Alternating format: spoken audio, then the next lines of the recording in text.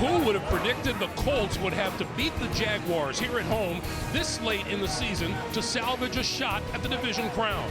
But head coach Jack Del Rio says of his Jaguars, we expected all along to be in this very situation.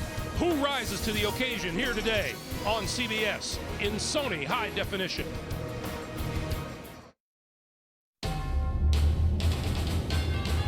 CBS Sports welcomes you to the following presentation of the National Football League.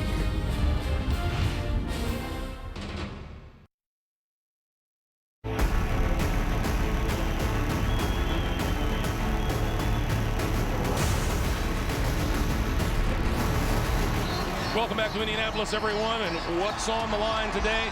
How about everything as far as Jacksonville is concerned? They clinched the AFC South with a victory over the Colts. Indianapolis needs a win here today and 2 more wins in their final 2 games to clinch the AFC South. The Colts have won the toss. They will get the football first. Josh Scobie getting set to kick it away for Jacksonville, and deep is the once former Colt and now a Colt again, Dominique Rhodes, who until very recently was a member of the Florida Tuskers of the UFL. Talk about a change of venue. We're underway. Rhodes from the 4. And he won't make it back to the 20-yard line. He's brought to a stop at about the 18.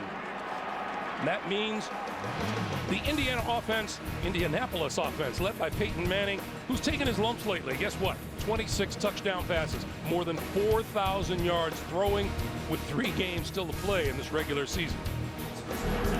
Well, we mentioned that Austin Collie is back. You see number 74 there in your picture, Charlie Johnson, the left tackle. He was a question mark as to whether he was going to be able to start today. He's got a banged up chest, so let's see how he holds up. Manning needs all the protection he can get. Manning gets Austin Collie back and available today. His first pass outside to Collie, and that's complete and out of bounds. The Colt offensive line centered by the steady and dependable Jeff Saturday out of North Carolina. And injuries at the running back position to Adai and Hart make them spectators today. Second-year man Donald Brown starts at running back. 5-yard pickup makes it 2nd and 5 from the 23. Little flip to Donald Brown. Brown right at that first down marker, maybe just a little bit short. Well, when we talked to Peyton Manning, one of the things he said was, I need my backs to win some one-on-ones in the passing game. And that's exactly what Donald Brown did right there. He made Considine miss, and he got the yardage to get him really close to a first down. 3rd and 1.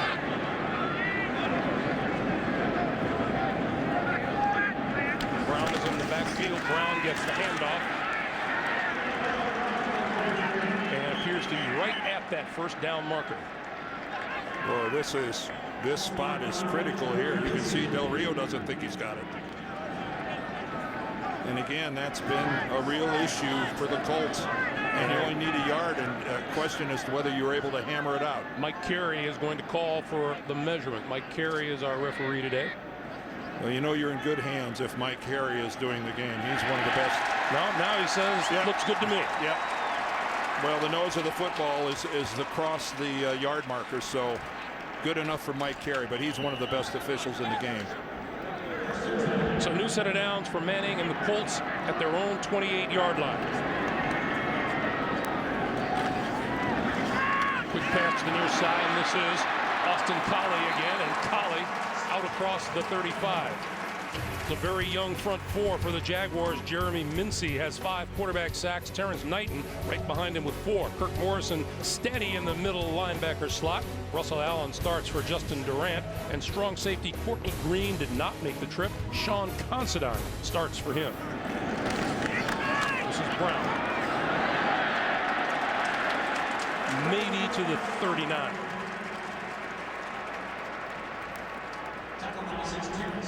And again, it looks like even though it wasn't spectacular, it was enough to move the chains. There's a lot of quality football players lined up on the defensive line here for Jacksonville. Very, very young, but man, what an upside these guys have. Manning with time. That's complete to Garcon. And Garcon hit. And forward progress is going to be marked at the 44. Well, Payton told us that not having Pierre Garcon in the first Jacksonville game was a real handicap. But you can see right now the way Jacksonville wants to play this. They're going to sit back in the zone, let them catch it underneath, and then make the tackle. To the ground game, and Brown breaks up the middle. 30, 20. Brought down inside the 10-yard line.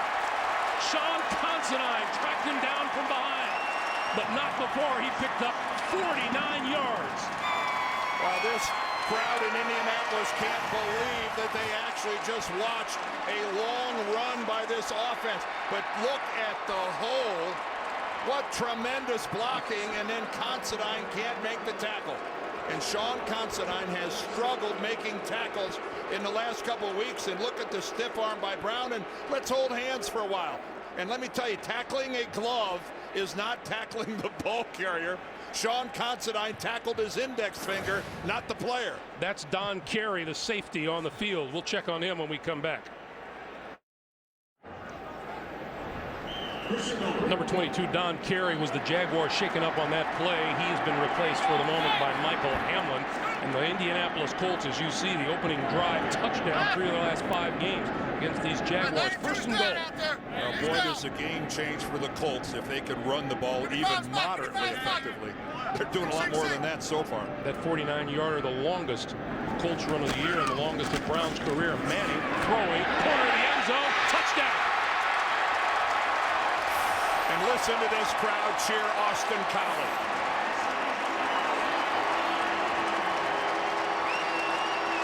Austin Collie's 7th touchdown catch of the season, and what a way to come back to the active roster. Well, look at Collie. He gets a nice clean release off the line and then working against a blown coverage by the Jaguars. That's all you can say about that. And defensively, what a miserable start to this game for the Jacksonville defense. The Indianapolis Colts go 82 yards in 8 plays in just over 3.5 minutes and grab the early 7-0 lead.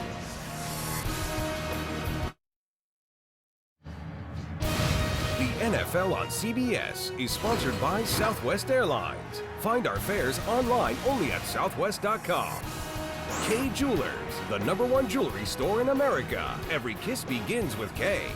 And by Bud Light. It's the sure sign of a good time. Here we go.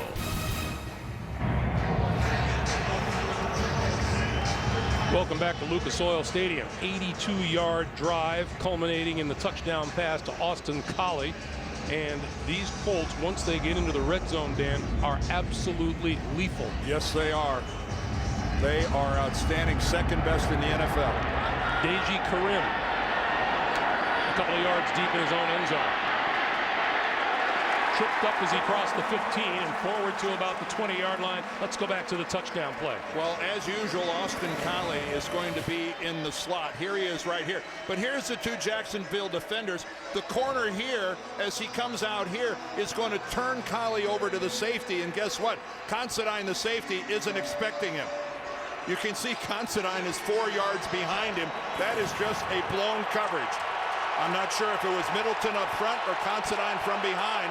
One of those guys blew it.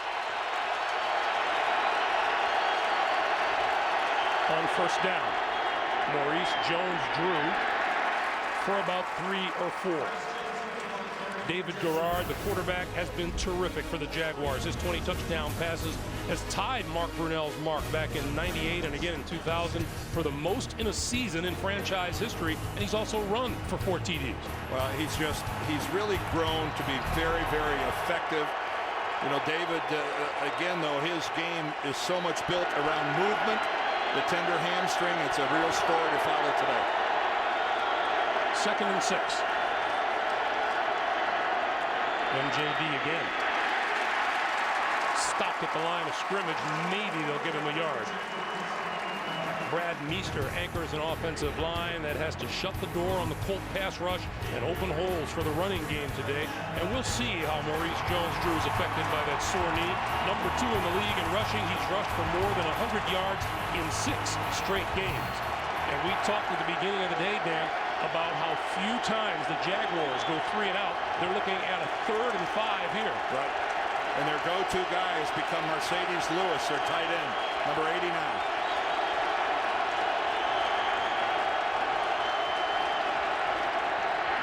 Garrard hit at the 20-yard line by Robert Mathis.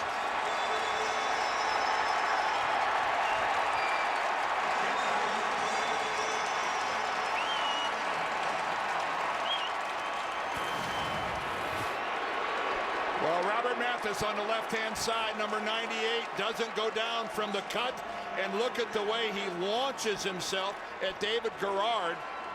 And there is a helmet-to-helmet contact there at the end. No flag was thrown. But Robert Mathis just did a Superman act. Pretty poor kick, gets a pretty good bounce and covered inside the 40-yard line. Peyton Manning coming back. The Jacksonville Jaguars, only the 13th 3 and out. That's the fewest in the National Football League by far. Yes. Peyton Manning, 5 out of 5 on that opening drive. And by the way, that run by Donald Brown, the longest Colts run since 2004. Manning flips it out here for Jacob Tamme. And Tamme out across the 40 to about the 43 or 44-yard line. And again, take a look at the Colts there. They're not in they've run the ball quicker than this in terms of getting to the line and operating, but Peyton Manning is leaving a lot of time on the play clock. He's trying to wear out the Jaguars early. The pass to Reggie Wayne. Wayne escapes a couple of tacklers, crosses the 45, and looks to be about half a yard or so shy of a first down. I mean, we've seen the Colts operate faster than this, but that last snap occurred with 25 seconds left on the play clock. I think Peyton Manning has a dinner reservation somewhere. Well, maybe he does. I think this might have a little more to do with just trying to establish a tempo that maybe they can't, that Jacksonville's uncomfortable with. Now he's letting a little more go off of it this time. One thing about him, he's so unpredictable. 3rd and 1. Dominique Rhodes is behind him in the backfield. Gonna throw it on the slant. Reggie Wayne, first down, no. Incomplete. Wayne couldn't hold on. He thought he did at the 45 of the Jaguars. It almost looked like at the end of it, Reggie was reaching out with the football, trying to stretch it. But as you can see, well, he might have put that ball away and then hit the ground, but it did come out, and we all know the way it works now.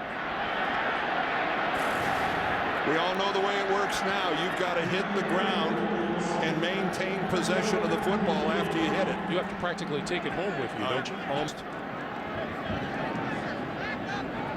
McAfee comes on to kick it away for the Colts. Mike Thomas is deep for the Jaguars inside his own 10.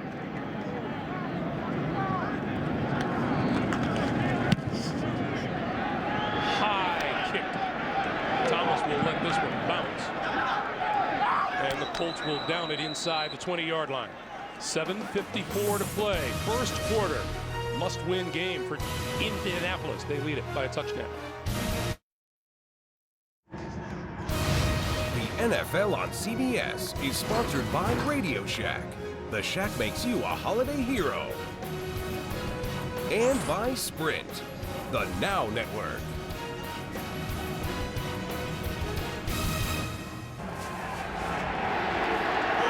Welcome back, everyone. It has been a while since Jacksonville can say they were division champions. Since 1999. Keep in mind, that was the old AFC Central. On first down, Maurice Jones-Drew wrapped up as he crossed the 20-yard line by Pat Angerer, the rookie out of Iowa. Speaking of angry, James Brown in New York, JB. Hey, I was trying to moderate the anger, Greg. Take a look here. New Orleans has won 6 straight, trying to clinch a playoff spot with a win and some help. Good start there. Nice grab by Jimmy Graham from Drew Brees. 18-yarder. Caps a 7-play, 45-yard drive. 7-0 Saints over Baltimore. Greg Gumbel and Dan Dierdorf. All right, JB, thank you. Pick up a 3 for Maurice Jones. Drew makes it 2nd and 7, and Garrard going to throw. On the move, throws, and incomplete. That came close to being picked. Mike Thomas was the intended receiver. Jacob Lacey was zeroing in on it on the near sideline. Oh, and now what do we have coming up? Listen to the crowd. They know what's going on here. 3rd and long. Check it out now.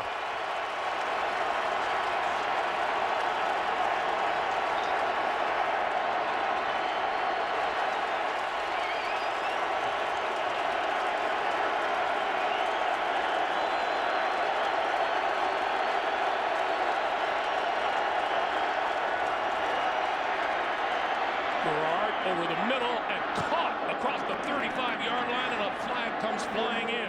Mike Thomas pulled it in. And let's check the penalty. Well, they might get Aaron Francisco for coming in late on a receiver that was stood up in the old defenseless position.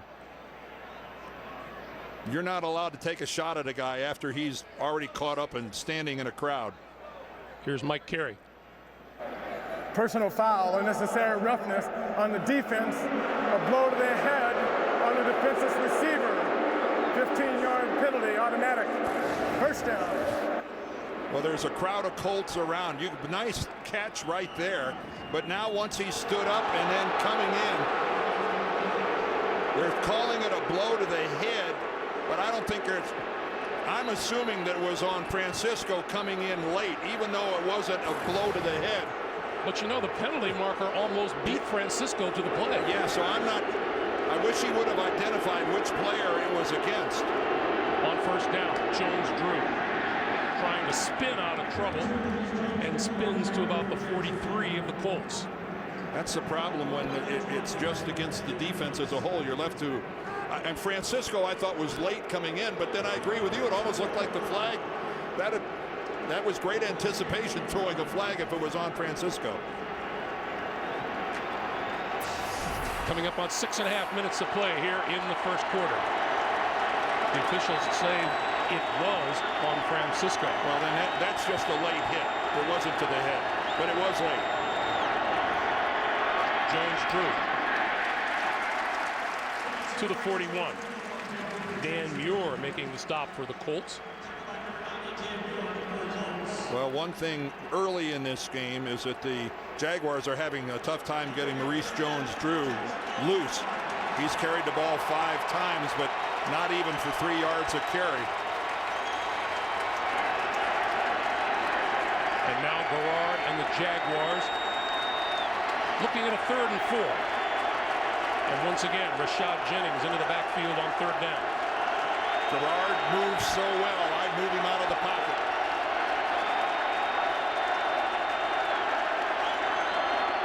Penalty markers down as Jennings is spun down at the 40-yard line, and Garrard goes right to Mike Carey to plead his case. And Eric Foster was in the Jacksonville backfield.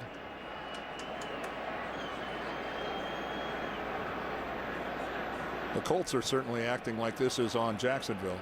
Robert Mathis thinks it's a holding call. There was no foul on the play, therefore no play, 3rd down. Replay, 3rd down.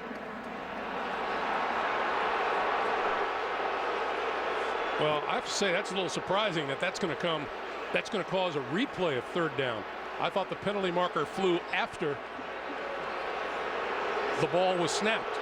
Well, Mike Carey is insinuating, or what he's saying is that the whistle blew and there was no play. This is very rare to see something like this, where you see a play played all the way out and then all of a sudden you're told it didn't count.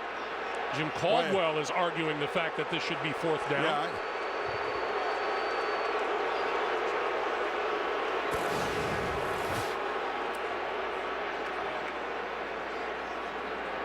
I mean, we're looking for anything right here.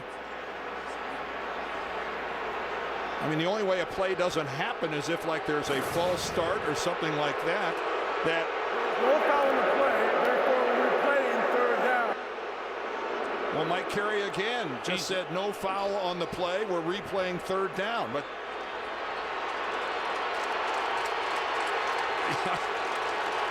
well, I'm perplexed. Nevertheless, 3rd and 4 from the 41.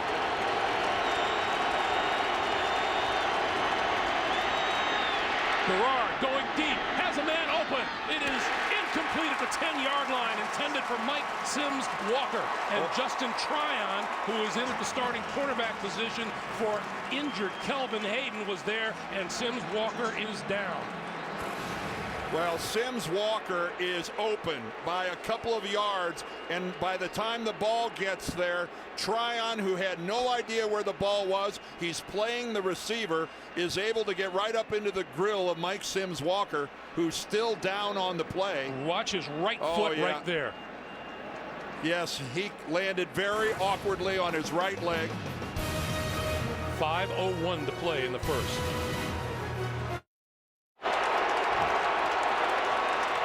Well, while Mike Sims Walker is having that right foot looked at on the sideline, out on the field, Jack Del Rio has determined that his Jaguars are going to go for it on 4th and 4 at the 40-yard line.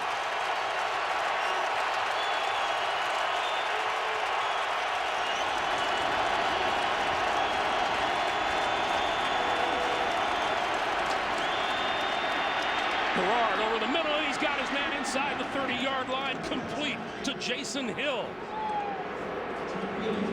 Boy, that's only the 3rd catch of the year for Jason Hill, who didn't even sign until late November. And look at this bullet from David Garrard, right between the 8 and the 3, and Justin Tryon not able to get in. He's in a chase position, and a perfectly thrown 4th down pass from David Garrard.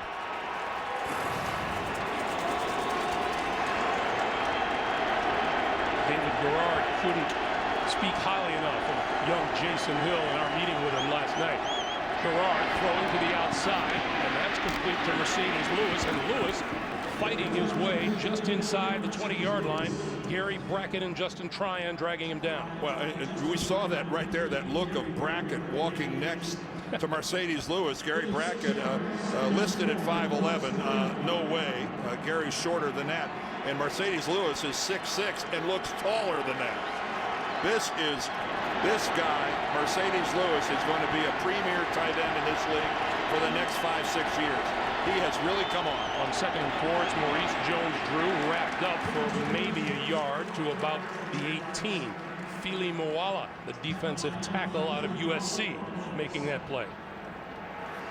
And Peyton Manning, he knows that these Jaguars keep the football, and he knows that his opportunities are probably going to be fewer than they are in a normal game situation. 3rd and 2. 5 wide receivers, and now Maurice Jones-Drew moving back to the backfield.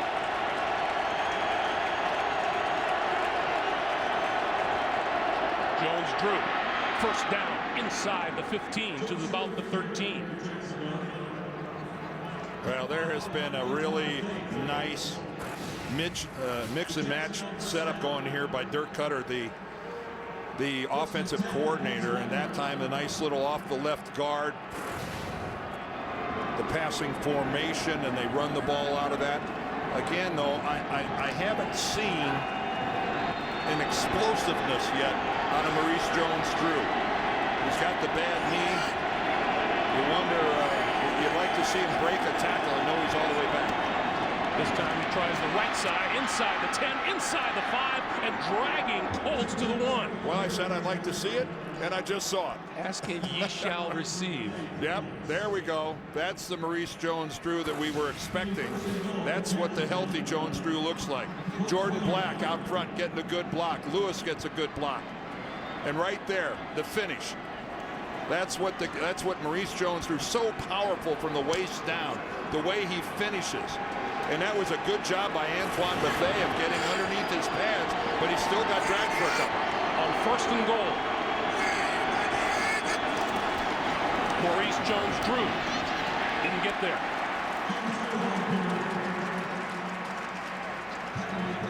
Eric Foster was the first to hit him. Now keep in mind on this this drive, we had a free play, a redo of a down. We also saw Jacksonville convert on a 4th down with an outstanding pass from David Garrard. And you thought we'd be bored here today. Oh yeah. No stranger bunch against the Colts. Yeah, no stranger to the end zone. MJD tackled back at the 4-yard line by Gary Brackett.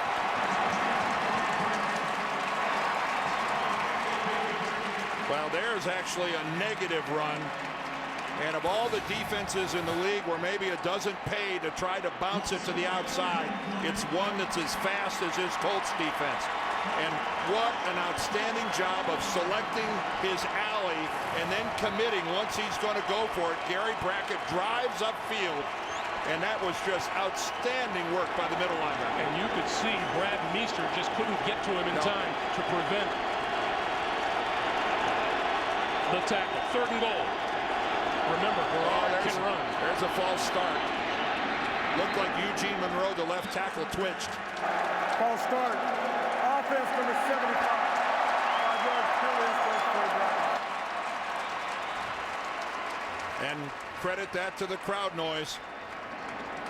Eugene Monroe, just a 2nd-year player. Man, you get down on that goal line, you can't.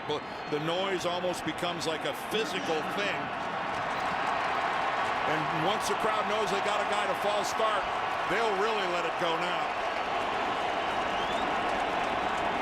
And they'll have to hold it till the start of the 2nd. Dallas Clark applauds. We've come to the end of 1 here at Lucas Oil Stadium. The Colts lead it. Jacksonville threatening. We're coming back to Indy after this. You're watching the NFL on CBS.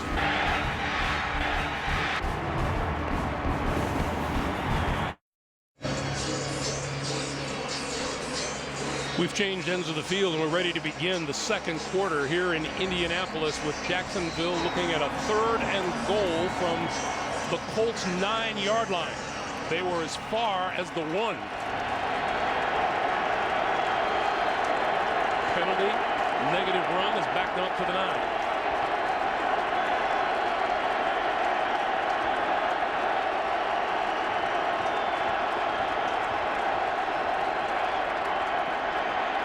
Garrard throwing outside, complete, and inside the 5 is Rashad Jennings, but he comes up short of the goal line by about 3 or 4 yards. And that'll bring the field goal unit on.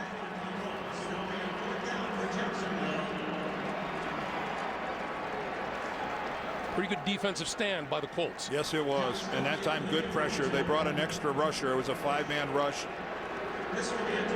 Garrard had to get rid of it, and again, that's the way the Colts play football. Let it all happen in front of you and make the tackle. Josh Scobie from 22 yards out.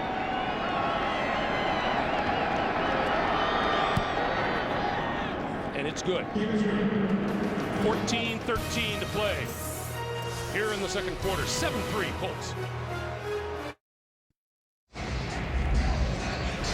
Hey, if you thought the fantasy season was over, it's not. Play NFL.com playoff challenge today. You can win a trip to Super Bowl 46 in Indianapolis here. Sign up for free at NFL.com/fantasy or search NFL Playoff Challenge. Dominique Rhodes awaits the kick from Josh Scobie.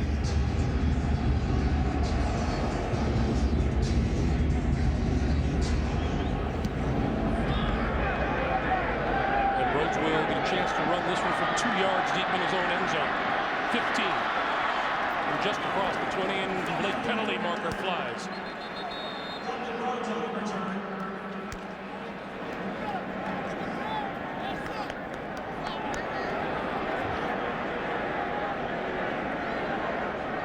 illegal block in the back.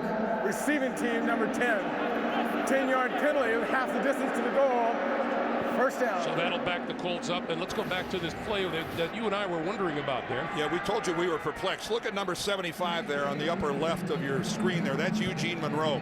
He appears to false start. This was that third down do-over. Mike Carey, the referee, called a false start.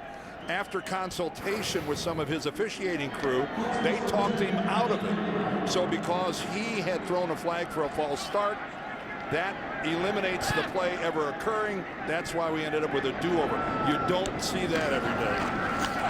Meanwhile, on first down, that pass to the far side of the field is incomplete, intended for Reggie Wayne. It'll be 2nd and 10 for the Colts. You know, when you call a false start, as it turned out, looking at it really closely and in really slow motion, Mike Carey appeared to be right. And then somebody on his officiating crew talked him off of it.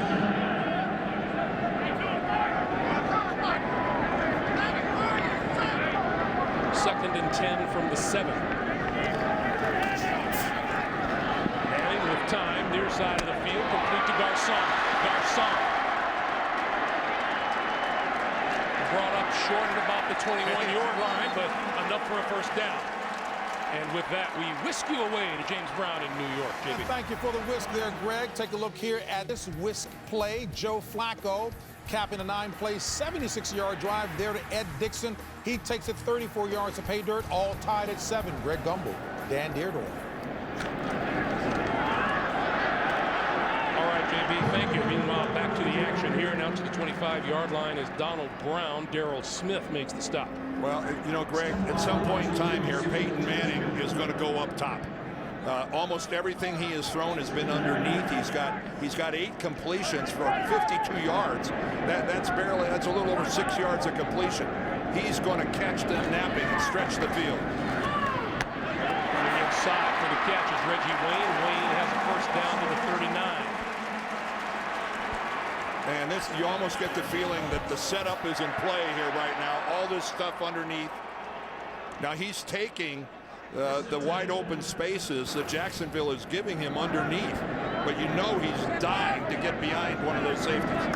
This will be the ground game for Donald Brown, and Brown running hard to the 45. Pickup of 6 on the play. Now the Colts will run play action whether or not they're running the ball effectively or not. That doesn't change one thing with their play action game, but it is better if you've had some success running the football, and they have so far. On 2nd and 3, quick pass to Tanny across midfield to the 46 of the Jaguars. And the Colts collecting first downs now like they collect snaps. Well, and again, that's what the Colts do. They have more 10-plus play drives than any team in the league. They score more off long drives than any team in the league. Donald Brown, maybe 2 yards. And you can see that the pace offensively is just the way Peyton Manning likes it. Yes, he controls it. Talk about, you know, some people are control freaks. Number 18 might be at the top of the list. On the slant, Garcon to the 35. That will be enough for another Colt first down. And Peyton Manning says, let's get right back at it. And boy, are they executing and catching the ball. I've only seen the one drop, and that was Reggie Wayne, where they did move. They had a 3 and out because Wayne wasn't able to hold on to the football. But Peyton is delivering, and his guys are catching it. Manning already 11 of 13 for 82 yards. And he gets smashed at the 45-yard line by Darrell Smith. And with that, back to James Brown in New York. JB. All right, the Giants can clinch a playoff spot with the win, as you well know, Greg, and some help. Take a look here at Eli Manning hooking up with Mario Manningham. 35-yard pass play, capping a 9-play, 71-yard drive, 7-3. Giants over the Eagles. Greg and Dan. You will recall the Giants played Michael Vick and the Eagles very tough the first time they met this season. Yes, they did. Their defensive line did a fantastic job. Dominique Rhodes into the backfield on 2nd and 18. Manning on the move, far side of the field. Got his man inside the 25-yard line. Austin Collie has come back to active play with a vengeance today. Well, you have a negative play like a sack, and poof, it's like it never even happened. Again, Austin Collie, he's so excited to be back on the field. And again, he's working against that Jacksonville zone, and the Colts are finding holes all over the field in that defense. Manning up to 103 yards on the day, and we get penalty markers flying and a false start. Yeah, Kyle DeVan, the left guard. False start, offense number 66. 5-yard penalty is still first down. Well, nobody's going to talk Mike Carey out of that one. That false start is sticking, and again, you're the home team. You're not having to deal with the crowd noise. That's when, as an offensive lineman, you jump. You're very, very unhappy with yourself. Not to mention others. Well, you have a whole lot of people unhappy with it. 1st and 15. Manning up the seam. Collie, touchdown.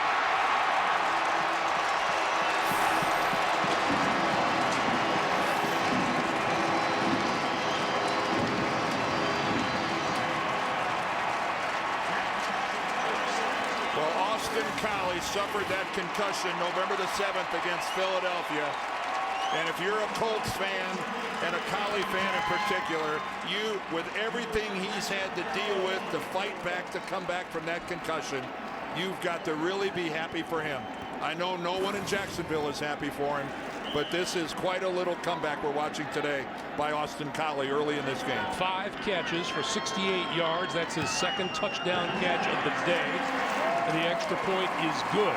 9:51 to play in the first half. Manning, 2 TD passes to Collie, 14-3 Colts.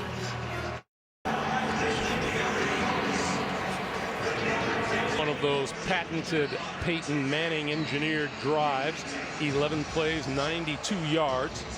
Overcame a false start and overcame a sack on that drive.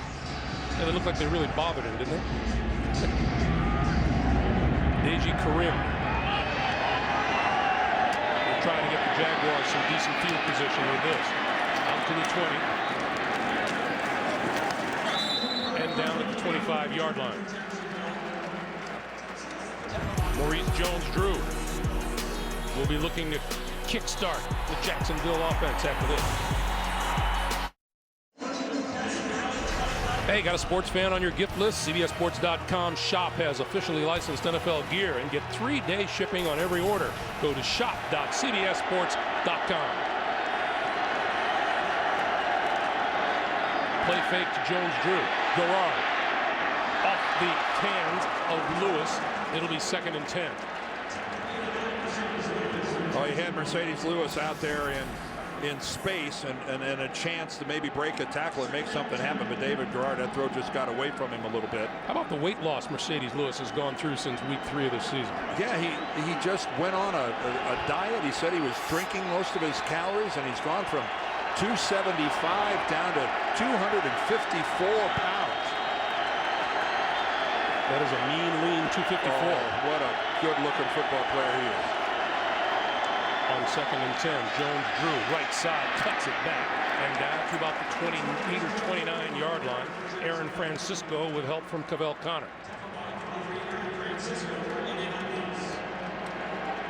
Well, this is a team, Greg mentioned earlier, that leads the National Football League with the fewest 3-and-outs. Well, trailing 14-3, if ever they were to put that to use, now's the time. They can ill afford to give the ball back to the Colts the way they have the Jacksonville defense on their heels right now. 3rd and 6. Mike Sims Walker is back in the lineup for Jacksonville, by the way. Garrard going to go deep down the sideline and overthrowing everybody. And a penalty marker flies. It was intended for Sims Walker. Well, Jacob Lacey and Antoine Bethea were the 2 Colts defenders back there.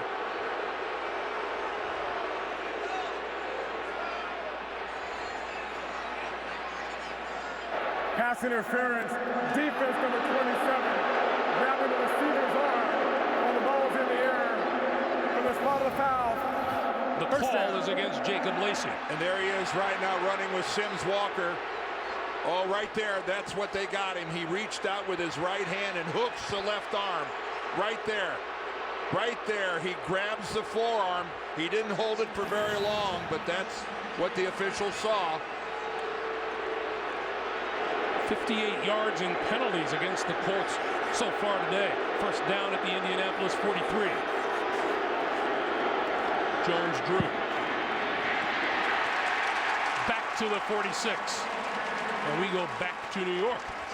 To James Brown. JB? Hey, Greg and Dan, if it worked once, let's do it again. Eli to Mario Manningham, worked before for 35 yards, this one for 33 yards. Second hookup of the day, capping an 8-play, 73-yard drive, 14-3. Giants on top of the Eagles in the second. Greg Gumbel and Dan Deerdorf. You know, if Mario Manningham keeps this up, Dan's going to get the Michigan pom-poms out in the booth. When in doubt, JB, go to the maize and blue. Second and 13. And Rashad Jennings is in the backfield. Short drop, quick pass. That's complete to Lewis inside the 40. And brought down at the 38, maybe the 37-yard line. And James Brown getting paid by the word today. What you got, JB? All right, Greg, what we have here, Ravens taking the lead here. Ray Rice doing the honors. Big hole there. He scoots up 10 yards to pay dirt, capping a 9-play, 58-yard drive, 14-7 Ravens on top of the Saints. Both teams looking for the postseason. Greg and Dan. Big games all over the NFL today. 3rd and 5.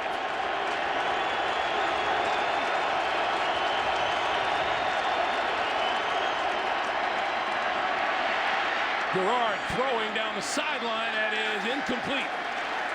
Double covered down there. And boy, did Garrard get whacked at the end of that. Normally rolling out of the pocket like that buys you some space, but watch from the left. There comes Antoine Bethea, and he was not back in coverage. And he drops David Garrard. And on 4th down, David Garrard and the offense are still out there. Well, they converted on 4th down on their last drive. Let's see if they can do it again.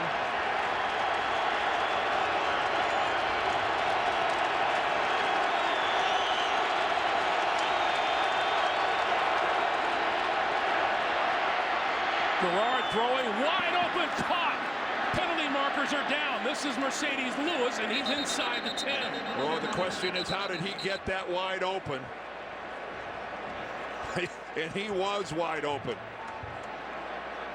Pass interference. Offense. That's how he got that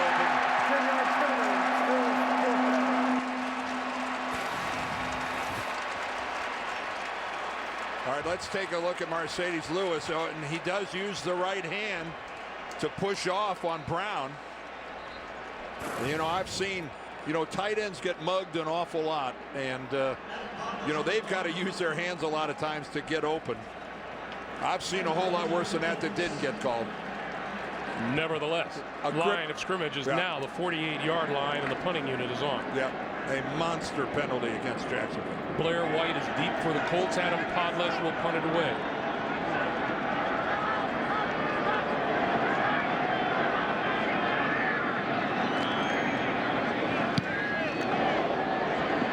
Fair catch called for, and made.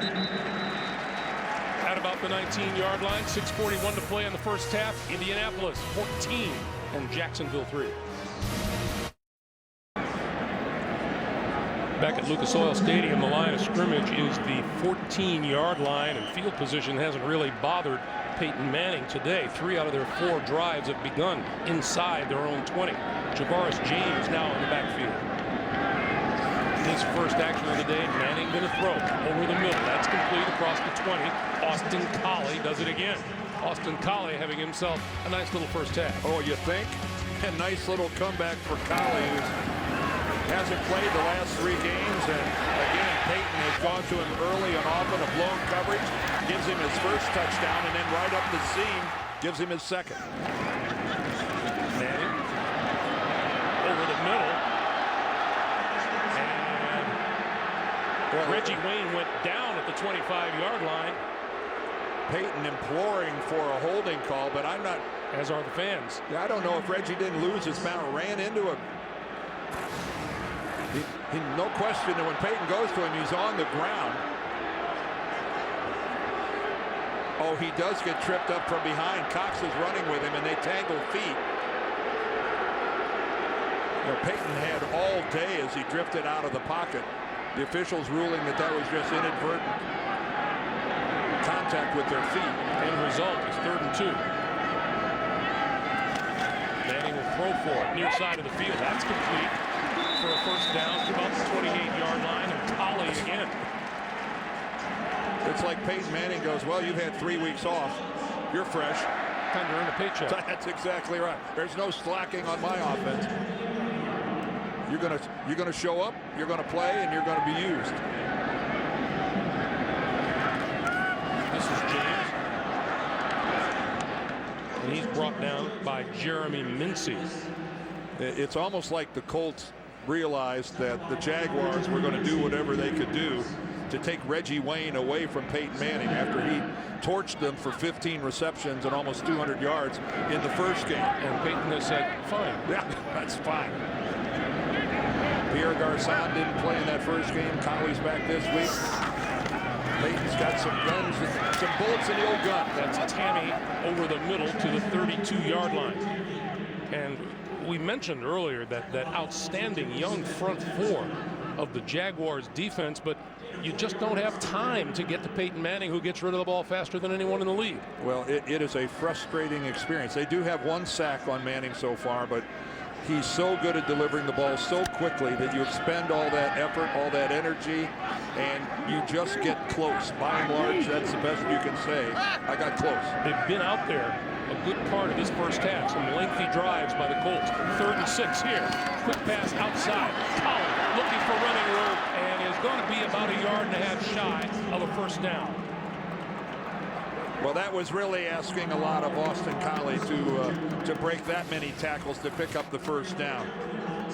Here comes the blitz, the overload, and Peyton gets rid of it in a hurry.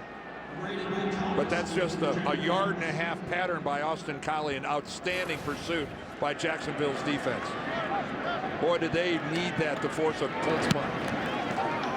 High kick by McAfee. This is Thomas. And Thomas makes the catch on the run. Did not call for a fair catch, and he's down the sideline, and he's on his way. Touchdown, Jacksonville. I think that the Colts felt that he called for a fair catch. Well, we have 2 Indianapolis Colts down on the field.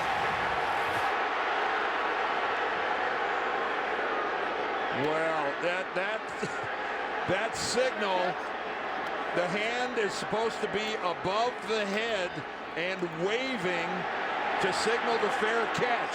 We saw that Thomas did a little wave, but does this constitute a fair catch?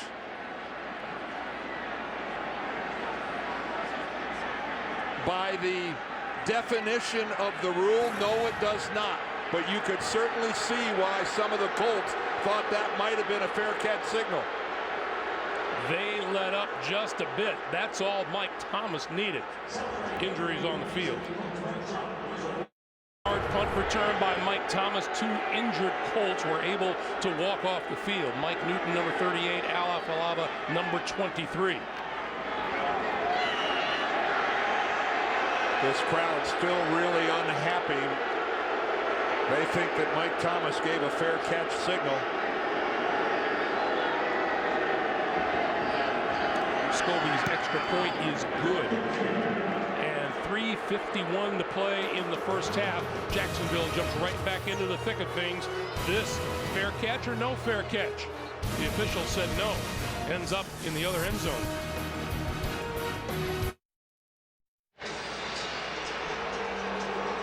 No team had gone longer without a punt return for a touchdown than the Jacksonville Jaguars until moments ago.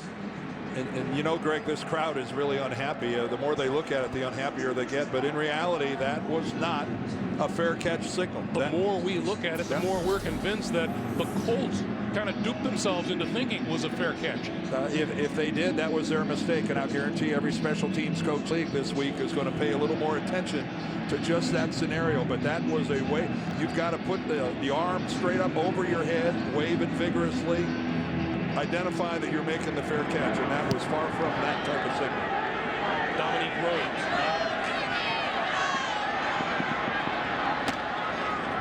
Hit the about the 16-yard line. Boy, and did Jacksonville need that touchdown. Again, they win here today. They win the AFC South. Indianapolis, meanwhile, needs a win here and then wins in their final 2 games to claim the division. And again, Jacksonville so desperately needed that because offensive are not doing much of anything. They only have 76 yards. Meanwhile, Payton and the Colts, who now get another possession, they've got 211 yards in offense already. They start from the 17-yard line. Manning stepping up, going deep down the sideline. It is incomplete. Reggie Wayne, the intended receiver, and Derek Cox was with him stride for stride. And Derek Cox was shoulder pad to shoulder pad in his helmet. It looked like the football almost came down and hit him on the head.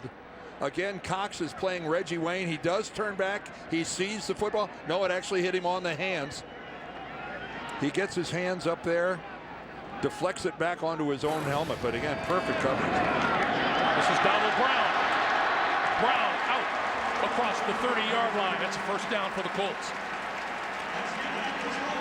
Well, I'm not exactly sure, as Joseph Adai looks on, what is going through the minds of the run defense right now of Jacksonville, but I'm sure they're stunned that Donald Brown is running like this on. No gain on that carry as we come up on the 3-minute mark here in the second quarter. Keep in mind the Colts average less than 80 yards a game running the football, and Donald Brown right now has 80 yards himself in the first half. On 2nd and 10, Manning, Reggie Wayne, and he's about a half yard short of a first down just across the 40-yard line. Derek Cox covering there.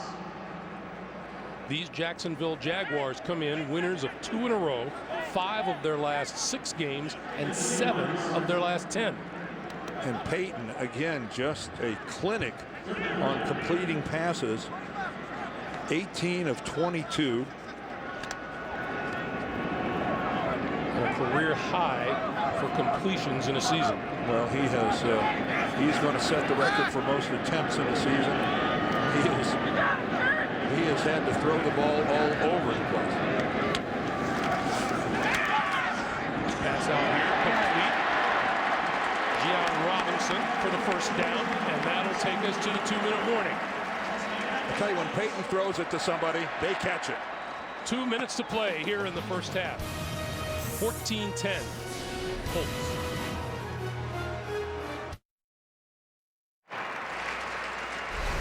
Hey, stay tuned for the Sprint Halftime Report at halftime. JB, Dan, Shannon, Boomer, and the coach will have all the latest NFL scores and highlights, and they are big. They are important. The Sprint Halftime Report. Here's Maurice Jones-Drew and David Garrard looking on. Manning. Well, their offense has been a little sleepy here in the first half.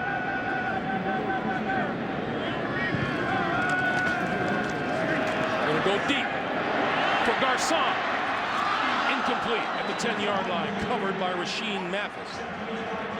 Well, that's the first time Payton has challenged Rashean Mathis, multi-Pro Bowl corner for the Jags. And again, he's right there with Pierre Garcon all the way as they both go up and contest for that football.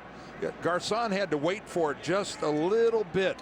If Payton had it over, he would have put about another yard or so of air under that ball and given Garcon a chance to stretch out for it. By the way, that was attempt number 593 on the season for Manning, and that's a career high for him. That's a career for some quarterbacks. Dominique Rhodes, turn in the corner, left side, midfield, cuts it back. First down to the 40. Listen to the crowd give it up for Dominique, who had a lot of good years here with the Colts and just recently came back. They didn't re-sign him until December the 7th. Minute and a half to play. No, Saturday got out in front of him, made a nice block, and then he was a little shifty and made somebody miss. That's his first carry since the 08 season, and that one's going to go nowhere. Pass completed to Jacob Tamme, but Darrell Smith was right there. Oh, and Tamme is still down. And Jacob Tamme, pretty obviously hurt.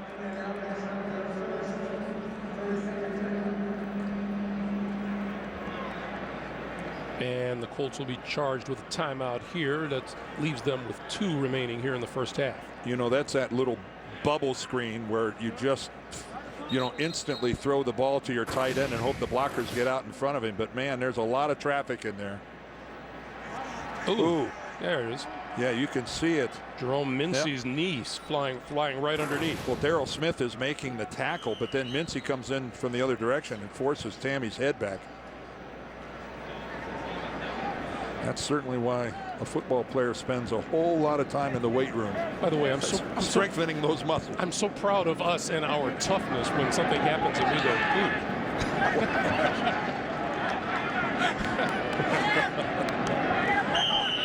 At least we didn't squeak. That's right. Our pass attempts down to 594 as he continues to add to his career high for his season. 2nd and 12.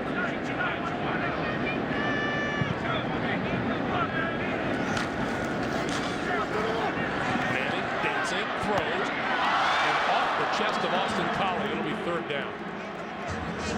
Well, now that's about the first time in this half that Payton has delivered a ball to somebody. Reggie Wayne dropped one, but he had a guy draped all over him. You could hear this thing thump off a Collie.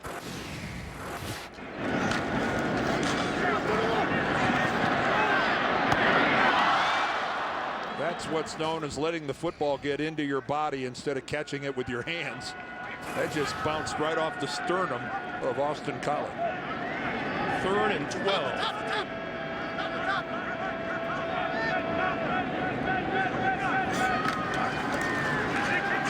Manning up the seam. Incomplete. Oh, no. Oh, Collie is down again. Oh, no.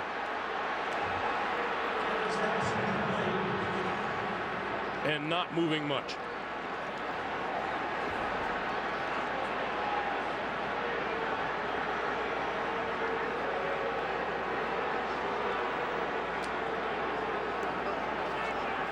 Austin Collie going right up the seam.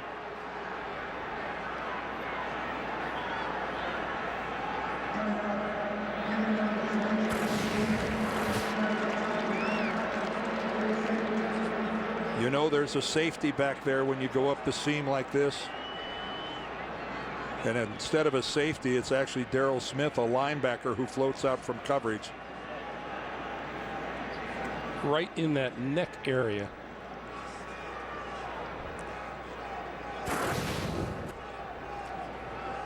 Got his head bent back, and it is silence here in Indianapolis. And again, for those of you that needed a reminder, Austin Collie has missed 5 games already this year because of concussion-related issues. And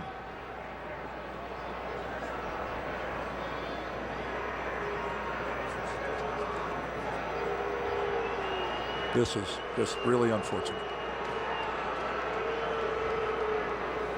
The Jacksonville players venturing out on the field and keeping an eye on what's going on with Austin Collie.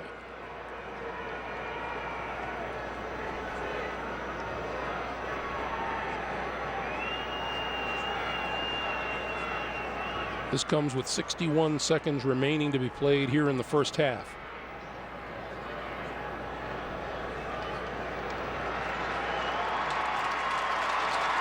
And there's the first bit of good news.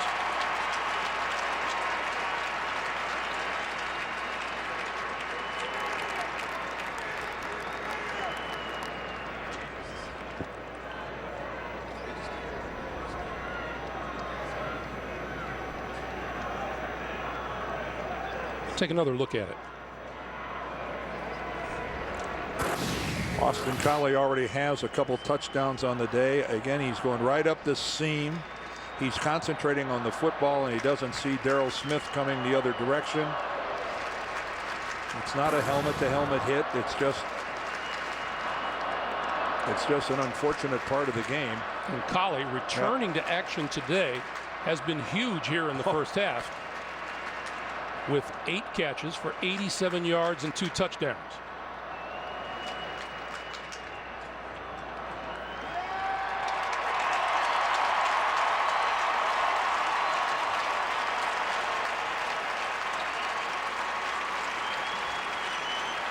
And Austin Collie not even going to the Colts bench. He's going to go right.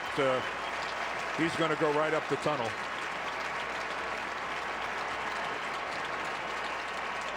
I'm sure Payton's going, wow, what could I have done differently? Could I have? He threw the ball right to him. He put it. It's just unfortunate.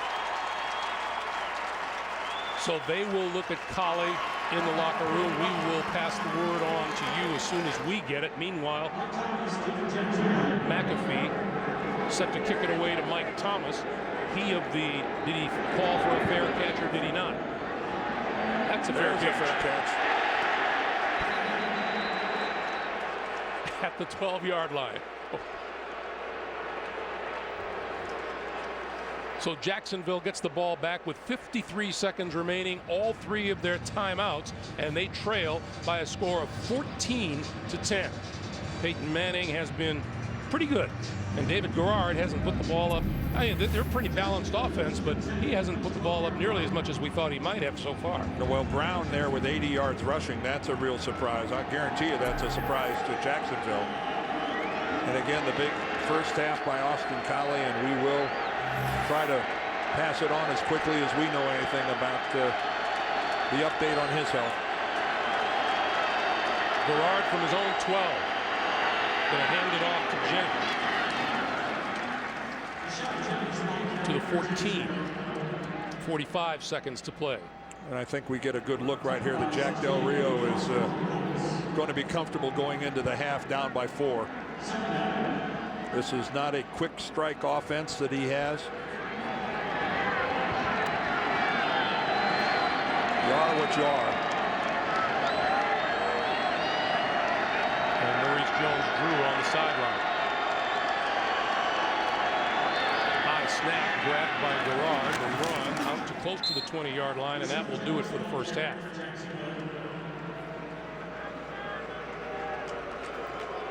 Well, thank heavens for special teams if you're a Jaguars fan. The battle for the AFC South crown.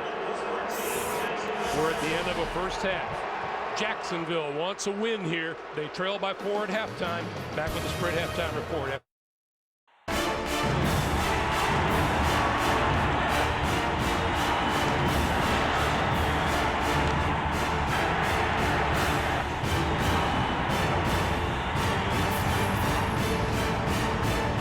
Important game in the AFC South race for the division title. At halftime, Indianapolis with a 14-10 lead on Jacksonville. Let's take a look at the Droid Pro play presented by Motorola, Dan.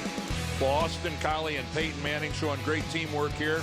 Manning enjoying good pass blocking, had a good look downfield, and Austin Collie had a couple touchdowns in the first half, but unfortunately he got hurt. We got an update? Yeah, Greg Gumbel and Dan Deerdorf back with you. The word from the Indianapolis Colts is that Austin Collie has suffered another concussion, and all you can do is just shake your head for the young man because he waited so long to get back, and you could tell the effect he had on this game in the first half. Really, and even if you're a Jacksonville Jaguar fan, you just got to... You don't wish that kind of injury on anybody, but again, it's such a heart-tugging story. Worked so hard to come back, and now you just really hope that there are no long-term effects here. And a question as to, you know, as we draw near the end of the season, potential playoffs, this story's not yet told. So now, as we look ahead to the second half, the question is, who does Peyton Manning turn to? Because clearly, his go-to guy, as you look at first-half numbers, his go-to guy in the first half was Austin Collie. Right, working out of the slot. He went to Garcon, he went to Reggie Wayne, but not nearly in the numbers that he worked Collie. So Jacksonville so far has done a good job of limiting Peyton Manning's access to Reggie Wayne. And, you know, we talked about the fact that in the first game, Reggie Wayne had such a huge game back in October with 15 catches. But now out of necessity, Garcon, Tammy, and Reggie Wayne are going to have to step up here in the second half for Manning.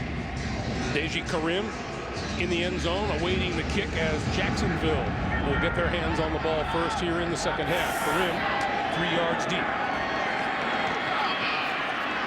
Breaking free out to the 30-yard line. Good field position to start the second half for David Garrard and the Jacksonville offense. which, by the way, needs to get untracked because they did not a whole lot in the first half. And as you can see, running the football, a grand total of 40. And keep in mind, this is against a run defense that's giving up over 140 yards a game. So at least in the first half, the Colts defensively have stepped up on the line of scrimmage and not allowed anybody to get loose in terms of running the ball for Jacksonville. On first down, play fake.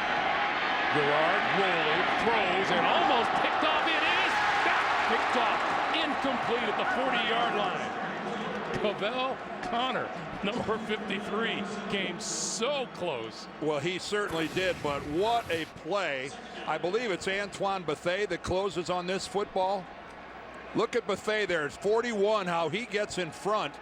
And yeah, there's a little contact right at the last second as the ball gets there. Well, the contact before the ball gets there, but that is so, we're looking at that in super slow motion. That was simultaneous in the eyes of the official. And now Gerard's got to take a timeout. So just 14 seconds into the third quarter, Jacksonville's down a timeout.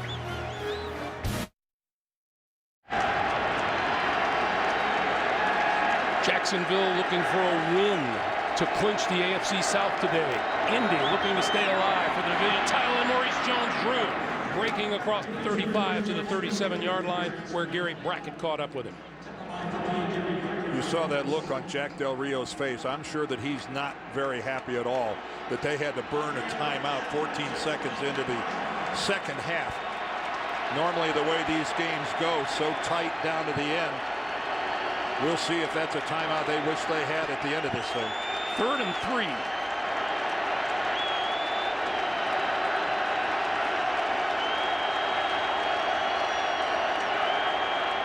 Jones-Drew. Going to be about a yard short of a first down. And looks like a full yard short of the first down as well. And no sign of the punting unit coming off the Jacksonville bench. Wow, this is a down by only 4 points. This is aggressive football by Jack Del Rio inside his own 40-yard line. A lot of factors here. He believes his offensive line can control things, and he doesn't want Manning to get the football. Maurice Jones-Drew, the deep back. Greg Jones just ahead of him. Jones-Drew lost the handle and lost yardage. I credit that decision to Peyton Manning. And look where Manning's going to get the football now.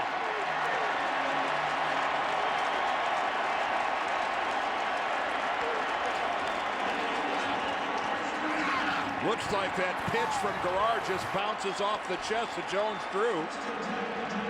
Or you wonder if that was supposed to be a handoff instead of a pitch. Well, you got to ask David Gerard. He's in charge of it. That's a good-looking pitch. Jones-Drew just didn't catch it with his hands. He let it go right through his hands, and it caroms off his chest. So Manning and the Colts take over at the Jacksonville 38. How was that for a bad possession by Jacksonville? A wasted timeout and a fumble. Donald Brown. Maybe a yard. Well, it's not the first time today that Jack Del Rio has shown that he wants to go for it on 4th down. No, but the other times we're in Indianapolis territory. It's a whole nother game when you're doing it inside your own 40 in a 4-point ball game. But again, he's got confidence in his offensive line and his running game. And I think he was afraid that he was trying to limit, again, Peyton Manning's opportunities. On 2nd and 10, we get a whistle. False start. Offense number 71. 5-yard penalty is still 2nd down. Ryan Dean, the right tackle, guilty of the false start. And that'll back the Colts up to the Jacksonville 43.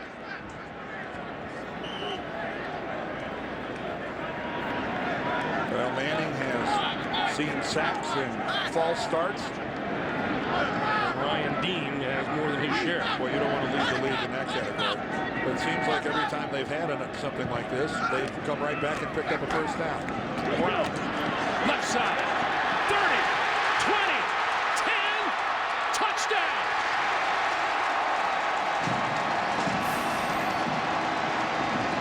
Kind of like that.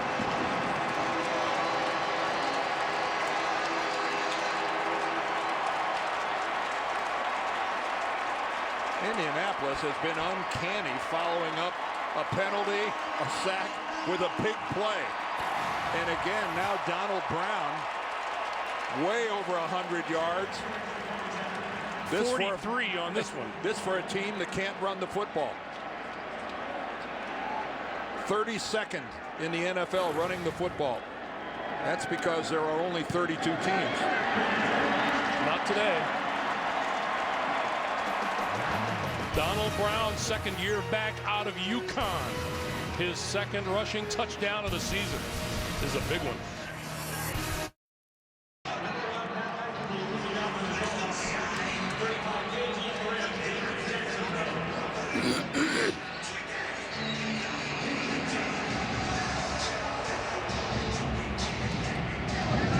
.19 to play in the third quarter.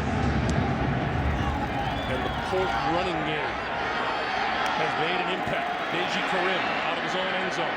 20, 25, and forward to about the 28-yard line. Let's go back to that touchdown run. Well, Peyton Manning is making a pre-snap read on whether to run or to pass. When he sees these two safeties this far off the line of scrimmage, he is going to run the football. Those two guys have removed themselves from coming up to the line of scrimmage. They get caught up in the wash, terrible pursuit angles, and that is just taking what the defense gives you. If they're going to sit back in that cover two shell, Peyton Manning will run the football. Donald Brown, the first 100-yard rusher for the Colts in their last 36 games. Joseph Adai was the last one, and for the Colts, it's their first game rushing for 100 yards or more in their last 7 games. And again, To 12-11. remember, 12-11 on the game clock, please. Mike Carey resetting the game clock to 12 minutes and 11 seconds. But again, keep in mind here, if you weren't with us earlier, Jacksonville has 10 points, but they only have a field goal offensively. They have a punt return for a touchdown, and they don't even have 100 yards offense yet in this entire game. Donald Brown has ripped off runs of 49 and 43 yards here today. Garrard pitched it behind Jones-Drew, lost the ball. Who covers it? Picked up eventually by Kasim Osgood, but this is going to back the Jaguars up some. And on back-to-back plays, David Garrard and Maurice Jones-Drew have mishandled the football. Again, this is an option. They've run this before, but David Garrard pitches it clear behind Dwight Freeney. So on back-to-back plays, there's the fourth down play on the prior possession that they didn't convert. And now they come right back behind with another huge negative run attempt. 2nd and 22. Garrard just throws that into the dirt under pressure. Well, Dwight Freeney. Yep.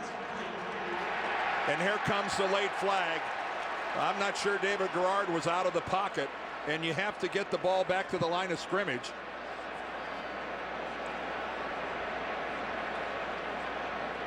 There is no foul for intentional grounding. Number 32 was in the area. He threw that at the feet of Maurice Jones-Drew.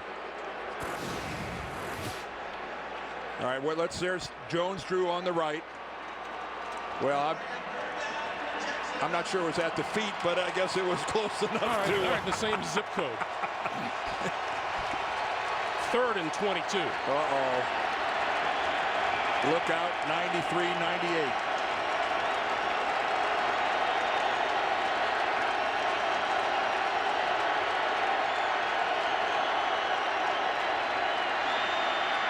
Garrard, incomplete.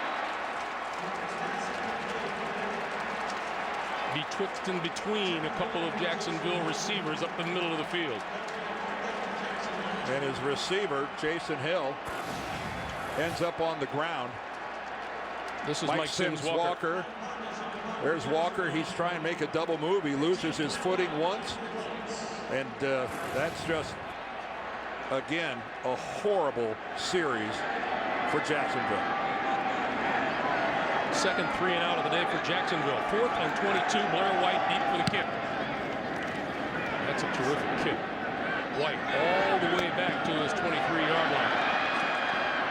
And spins forward to the 26. 11:01 to play in the third.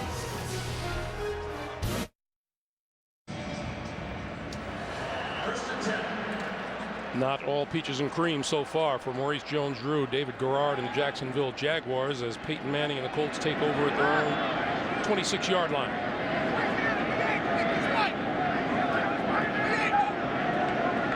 Donald Brown is on the sideline. Dominique Rhodes in the backfield as Manning throws. Off the hands of Rhodes, it'll be 2nd and 10.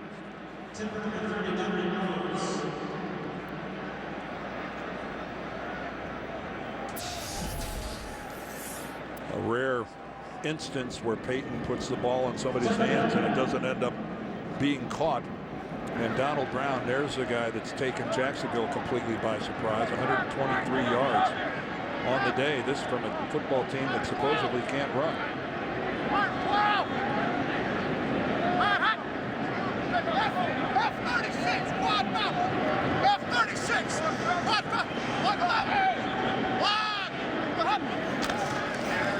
Manning quickly to Reggie Wayne, and Darrell Smith is there to meet him. And Darrell Smith, playing the linebacker position, one of the veterans on this Jacksonville team, is all over the place today. Making plays downfield, making plays at the sidelines. He's covering a little territory for the guys from Florida. And now statement time for this Jacksonville defense. Looking for a stop here on 3rd and 10.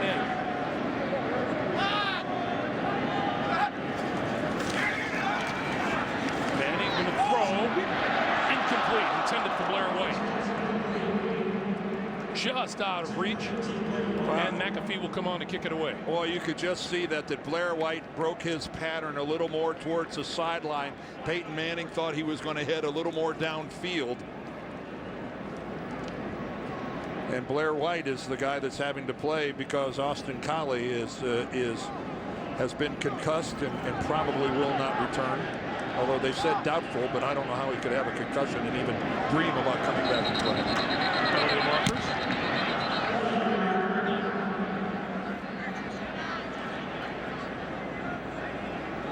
Here's Mike Carey. Neutral zone infraction, and the defense, number 24, jumped into the neutral zone, causing an immediate reaction by the offense.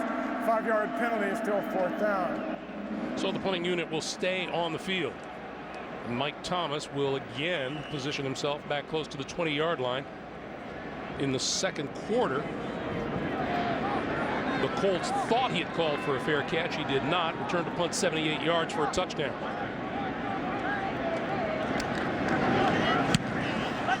High kick.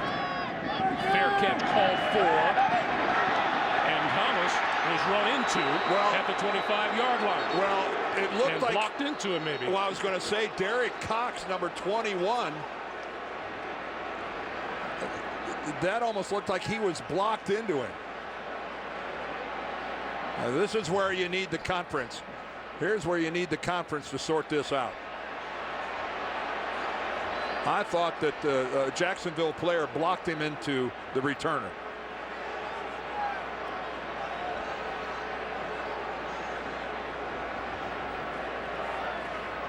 There's 21, Derek Cox. Jim Caldwell very interested to see how this one turns out.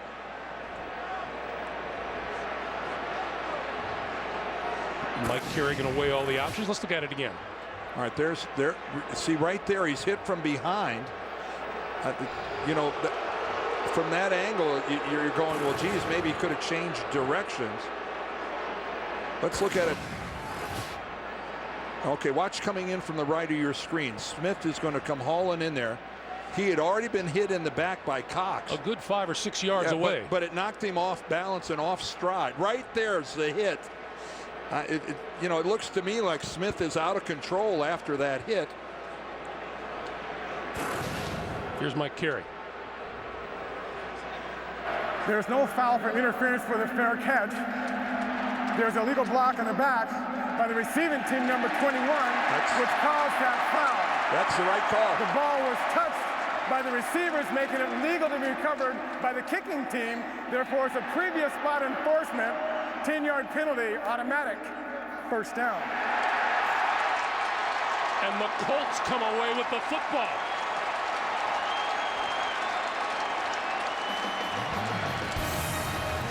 Jack Del Rio is fit to be tied.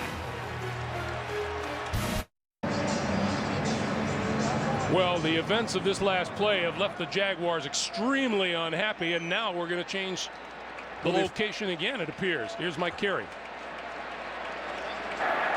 Correction. Indianapolis has declined the penalty. Therefore, it's their ball at the spot of the recovery. First down. Well, Mike Carey is saying because a Jacksonville player caused the Colt player to run into the man who was attempting to field the punt, that because the ball caroms off of him and goes right back to a Colts player, that the Colts end up with the football. And they end up with the ball at the 21-yard line. So right there, Derek Cox starts a chain of events by hitting Smith in the back that ends up with the Colts getting tremendous field position. Amazing field position out of that play. After a defensive stand by the Jaguars. Manning, complete inside the 20-yard line to Pierre Garçon.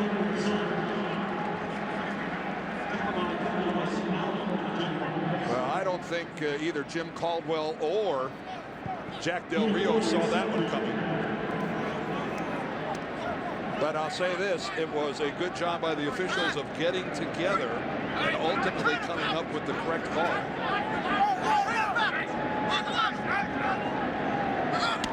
Second and 6. This is Rose.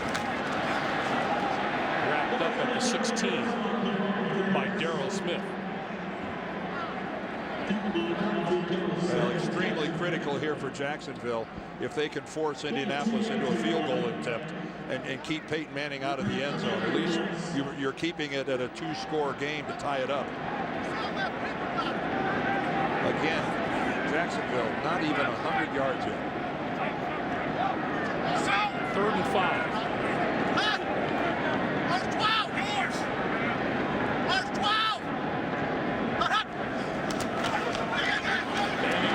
Going to lock this for Rhodes, incomplete.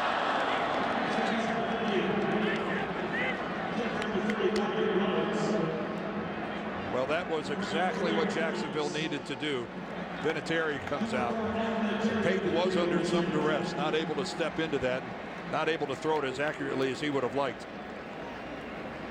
So Adam Vinatieri will come on to attempt, looks to be about a 34-yard field goal.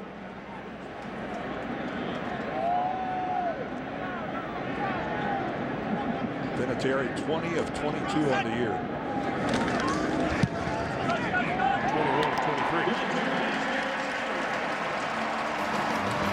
8:47 to play, 3rd quarter. 24-10 Colts. And tonight on 60 Minutes, a discovery about memory. People who have a remarkable ability to remember every day of their lives. What could it mean for the rest of us? Find out tonight on 60 Minutes only. CBS. Deji Karim deep. I'm going to take this one from the 1.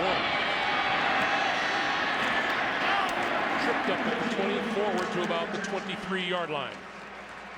Maurice Jones-Drew going to have a tough time getting going today. Well, he came into this game averaging 4.5 yards a carry, and he's not even averaging 3 yards a carry on the day today. It's been a real struggle everywhere he has gone. He has drawn a crowd, and then the last couple of times he and David Garrard have had problems with the football. Now keep in mind that Jones, Drew, and Garrard both missed practice time this week because Garrard had a hamstring, Jones, Drew has a bad knee, and boy, you got to wonder on those couple of mishandles if a lack of quality practice time didn't rear its ugly head. And he's on the sideline, and Rashad Jennings starts this series in the backfield and still on his feet and out to about the 28-yard line. Once again, to New York and James Brown. JB. Hey, Greg and Dan, Philly finally with a touchdown on the scoreboard coming after a Mario Manningham fumble. Michael Vick hooking up with Jeremy Maclin, 8-yard strike. It's now 24-10. That in the third. Giants on top. Greg and Dan. All right, JB, thank you. 24-10 score here. Indianapolis with the lead. 8:10 to play in the third. On 2nd and 5. Garrard throwing. That's complete to the tight end, Mercedes Lewis. Well, how's that for getting caught in a vice between Angerer and Jacob Lacey? That's getting spun around. Again, the talent for this guy is just unlimited, but that is good team defense right there. High, low.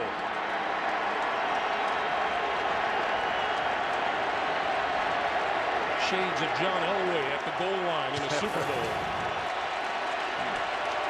3rd and 1.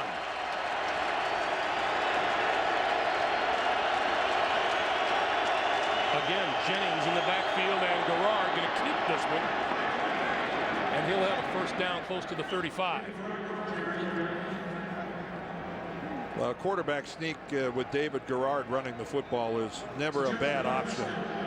He is such a powerful man. It's 6'1", 236, and well, he outweighs his halfbacks. Well, and a lot of it is down below the waist in terms of his tremendous leg strength in his thighs and lower legs. David Garrard is a thick, powerful quarterback. Loves to be on the move. Jacksonville records its first down of this third quarter. Garrard with time. Penalty markers down in the backfield. This is complete to Jennings, and Jennings close to midfield. But let's check the flag, which was thrown in the backfield. Illegal hands to the face. Offense number 75. 10-yard penalty is still first. That's Eugene Monroe, the left tackle. Yeah, Eugene Monroe has had, he's been flagged already today. Watch him right there on the left. You see he gets that right hand right up underneath the face mask of Dwight Freeney, and he won't get it out of there. I mean, it's one thing to get it up there, but have some sense of it and get it back down. But he didn't do it, and now here we go. It's another long yardage situation for Jacksonville. First and 20 yards. This is not ideal. From their own 25-yard line. Look out. Garrard throws complete to Jennings out of the backfield, and he's out to about the 30. That's a pickup of 5. A nice job by David Garrard with Dwight Freeney right in his face. Freeney puts that classic spin move. Watch this thing right up there on the top. Watch this move he puts on Monroe. Whoop, right back to the inside. And a nice job by you of yelling a look out for David Garrard from way up here. Well, I'm sure David didn't need me to tell him that 93 is coming right down the barrel right at him. 2nd and 15. Time to throw deep down the middle. It's complete inside the 35 to the 30-yard line to Mike Thomas.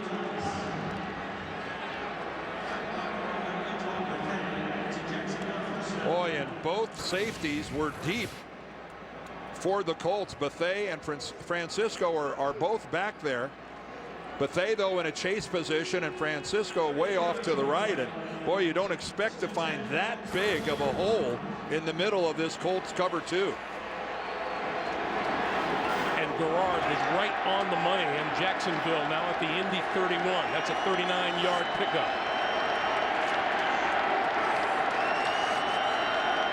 Garrard to throw again, a little pump fake. Gonna throw it over the middle. Oh, what a catch by Mercedes Lewis. Oh, my goodness. Well, nice job by the Jaguars of throwing the football, seeing that there are 8 Colts up near the line of scrimmage. They are really overplaying the run, only a single deep safety, and Antoine Bethea not able to get over there and make the play. And again, the big man, a big target, Mercedes Lewis, when he goes up to make that one-handed grab, he's up there about 11 feet off the ground with that hand. Well, that wasn't a catch, that was a rebound. First and goal. Play fake, touchdown to Mike Sims Walker. And once again, Jacksonville right back into the thick of things here with a touchdown. Boy, and they did it on the arm of David Garrard. They did it throwing the football, and Jim Caldwell, I think, a little amazed that there were as many holes in his defense on that drive. I'm talking about guys who were wide open. You had the one sensational catch by Lewis, but everybody else was really in the open. Dan, we always talk about how it's amazing how Peyton Manning gets away with play fakes when his team isn't able to run the football, and David Garrard was able to throw the ball down the field in this series. That kick is good. 3 minutes, 54 seconds to play in the third quarter, and Jacksonville climbing back to within a TD. It's 24-17. Well, Jack Del Rio loves the fight on his football team. They've come back before this season. Again, there's the little play action fake, but that's, again, a blown coverage. And this far into the season, you wouldn't expect there to be these kind of mistakes made defensively, but Antoine Bethea, I don't even know if that's his responsibility or not. He's the lone defender anywhere in the vicinity for the Colts. And you know that the Colts just aren't used to this. That's about as demonstrative a look of frustration as you'll get out of Jim Caldwell. And by the way, the Indianapolis Colts, this game feels like it's been a Colts romp, and it's a 1 touchdown difference. Yes, sir. Check it. That's 35 plays, gets you 110, and the last 3 get you 70. Well, look at this. We got a 7-point ball game. David Garrard was 5 out of 5 throwing the ball for 79 yards on that drive. Yeah. The Jaguar defense did a good job forcing the Colts to kick a field goal to get to 24. And man, then the offense did its part for the first time and got them right back in this. Dominique Rhodes is deep. And Rhodes will run this one.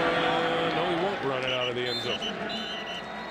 Well, these two teams, again, they play so many close games over the past couple of years, the last 5. This was week 3 in 08. Scobie hits a 51-yard game winner. Then back in 08, Freeney sacks Garrard. That ended the football game. Then David Garrard forced into an incompletion. That was week 1 in 09. Here we go to the last game of last year. Lacey makes that interception to seal the game. And then earlier this year, Josh Scobie kicks a 59-yarder to win it down in Jacksonville. Each of these last 6 games decided by 7 or less. Peyton and the Colts from their own 20. On the slant. Across the 30 to the 32-yard line of Pierre Garçon. And again, a reminder, everyone, Austin Collie, who had such a huge first half, was injured at the very end of the first half and sustained another concussion. So it's up to the rest of the wide receivers here to fill in the blanks. This is Donald Brown, and Brown rolls his way to the 35. Reggie Wayne has 4 receptions on the day for only 24 yards. Garçon has 5 for 44. So again, it is, other than Colley's couple of touchdown catches, a lot of the stuff for the Colts has been really short to intermediate passing. On 2nd and 7, it's going to be Brown again. And he is at the 35-yard line, and Darrell Smith with the stop. Let's go back to that play involving Austin Collie. Well, he had 8 receptions and a couple touchdowns, but he's running a seam pattern. And watch, coming in here from the left, that's Darrell Smith, the linebacker. And again, Colley's lowering his head and going down. Smith is coming across, nothing malicious. It's just football, but unfortunately, Austin Collie after missing 5 games with concussion-related problems. Concussed again.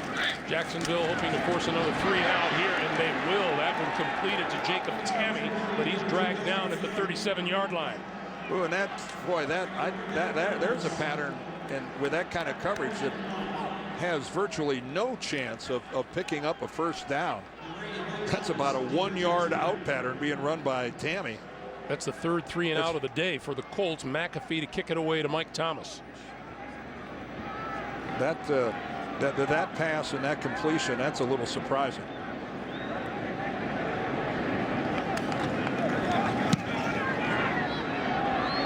High kick.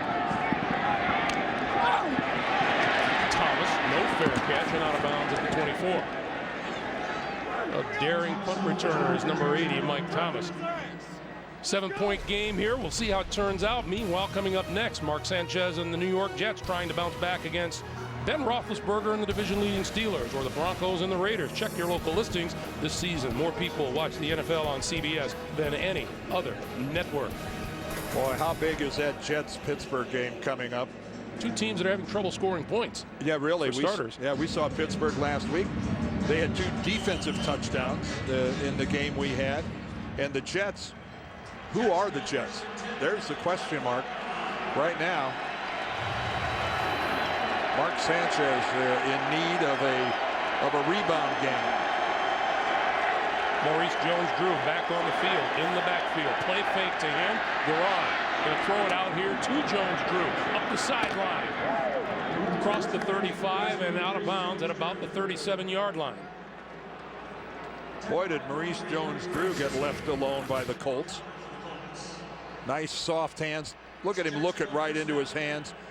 Resisted the urge to look upfield to see what was going on. He looks the ball right in, and then to his surprise finds out that the nearest Colt is about 5 yards down the field. They're on the sidelines. First down, Jacksonville at the 39. We're in the final minute of play of the third quarter. Another play fake. Garrard over the middle, got his man. Sims Walker inside the Indianapolis 40 to the 38. And all of a sudden, David Garrard is morphing into Peyton Manning as they are just lighting up the Indianapolis defense throwing the football. And we're not talking about guys making great plays. We're talking about guys being wide open. I mean, Mike Sims Walker doesn't have a Colt within a couple of yards of him when Garrard hits him. Manning plotting his next possession.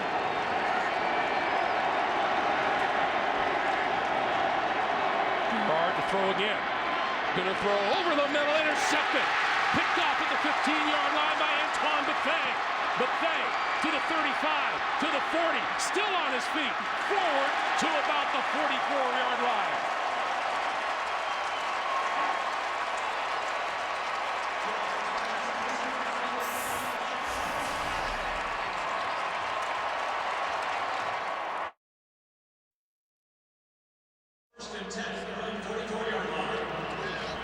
Along with our producer Mark Wolf, our director Bob Fishman, Greg Gumbel, Dan Deerdorf. 15 minutes to play here in Indianapolis. Can Jacksonville rally and win the AFC South? Can Indianapolis hold on and move toward another division title with 3 straight wins to end the regular season? Dominique Rhodes for not much. Well, the Jacksonville offense was humming. David Garrard was just carving up this defense. He's under some pressure from Freeney, and the ball just totally sails on him as he tries to throw it to Jason Hill, their number 83. Way over his head. Antoine Bethea just playing center field, and the ball comes right to him. And that, you got to give Freeney an assist with some pressure. 2nd and 12. Manning to Rhodes. Rhodes' forward progress will be marked to about the 46-yard line. Dwight Freeney came around on a loop up the middle, and you could see that David Garrard, he wasn't able to really step up and put everything on that ball that he would have liked, and it really just got away from him. And again, Jacksonville with a winning record came into this game -10 on their turnover differential, and they're losing the turnover battle by 2 today. The Colts yet to turn it over. Hard to believe you can turn the ball over that much for the winning record. It is very hard to believe. 3rd and 8.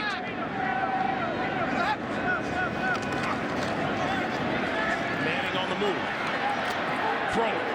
Got his man inside the 40-yard line. Blair White for a first down.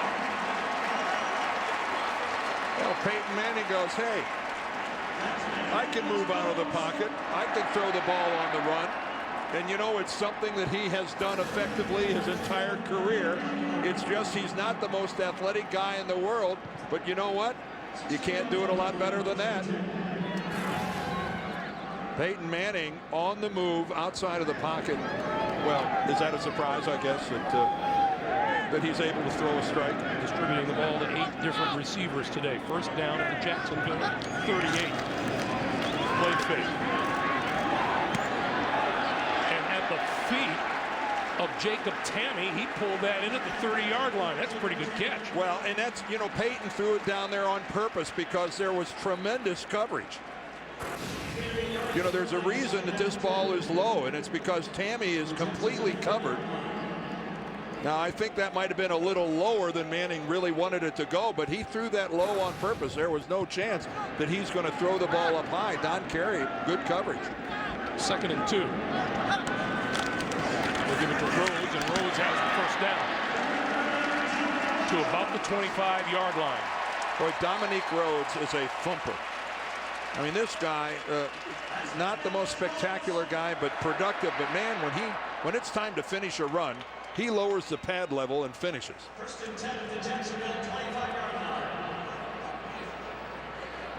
Moments ago, Jacksonville was hoping to stop the Colts on 3rd down, had Manning on the run. All of a sudden, the Colts are at the Jacksonville 25, first down. Rhodes. And he lost about 3 or 4 on that play. Darrell Smith and Kirk Morrison. We talked to Peyton Manning earlier, and he just said, you know, we just can't have a lot of negative plays. I hate it when 1st and 10 becomes 2nd and 12. Like it is now. Those were his exact words. And they have had a bunch of negative plays today. They really have. But that was a direct quote. We can't have 1st and 10 become 2nd and 12. And here we are. Now he's also overcome a bunch of those negative plays, following with a big play.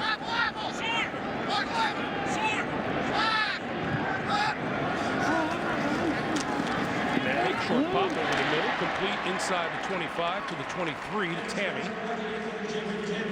And we come up to 11 minutes to play in the 4th quarter.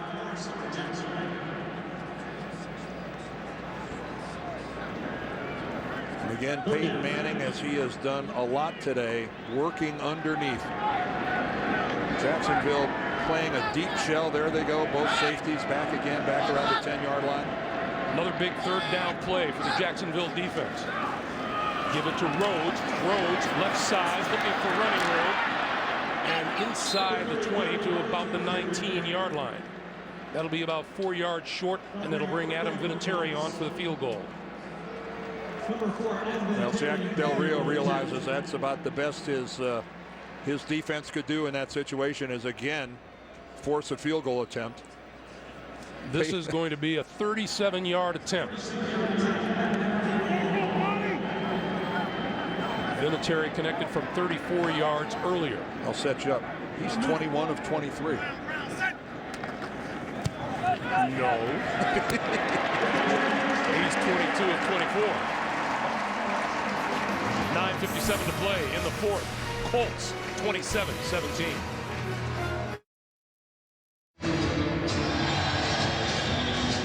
Nine minutes, 57 seconds remaining here at Lucas Oil Stadium. Indianapolis 27 and Jacksonville 17. The front line of the Jaguars.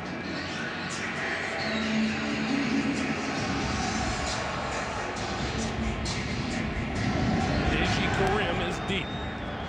This is a low kick picked off at the 22-yard line and brought back across the 35 by Zach Potter, tight end. The full range of emotions on display here at Lucas Oil Stadium. And guess what? It's not over yet.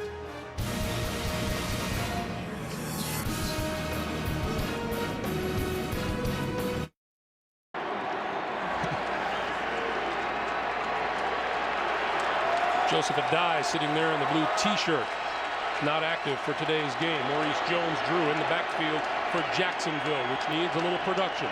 When you're hurt, you don't even get a seat on the bench. You got to sit on the water cooler. Jones-Drew to about the 43. Well, it's been tough sledding for Maurice Jones-Drew today.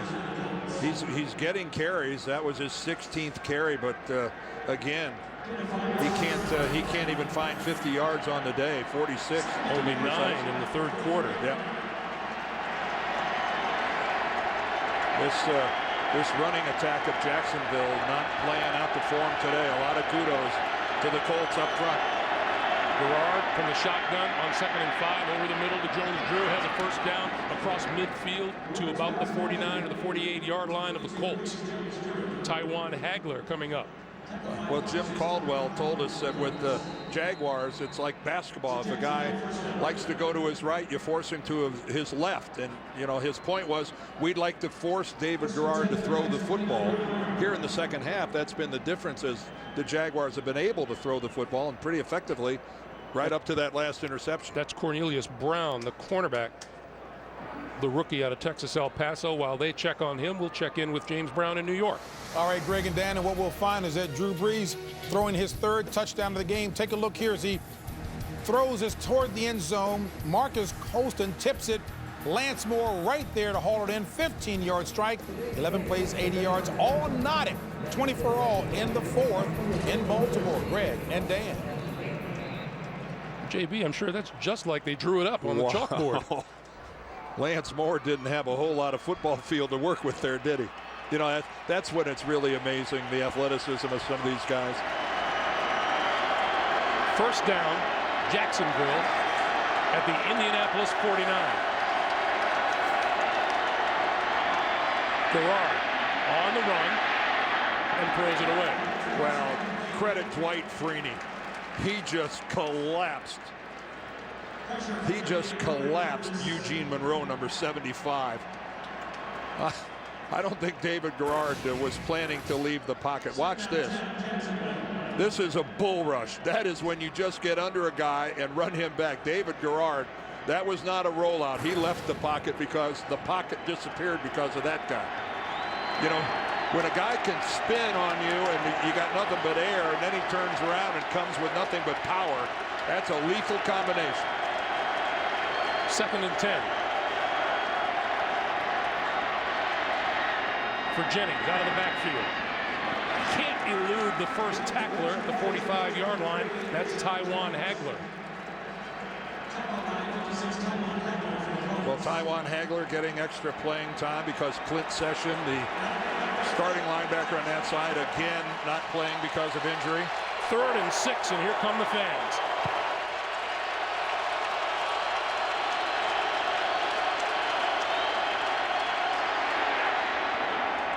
That's complete to Mike Thomas, but Thomas can't find first down yardage. Oh, and David Garrard, did he do something to his throwing hand? Gets up shaking that right hand. And grimacing. And again, here's Dwight Freeney working on Monroe. There's the spin back to the inside. Oh, he hit him on his helmet. He hit that hand on Freeney's helmet.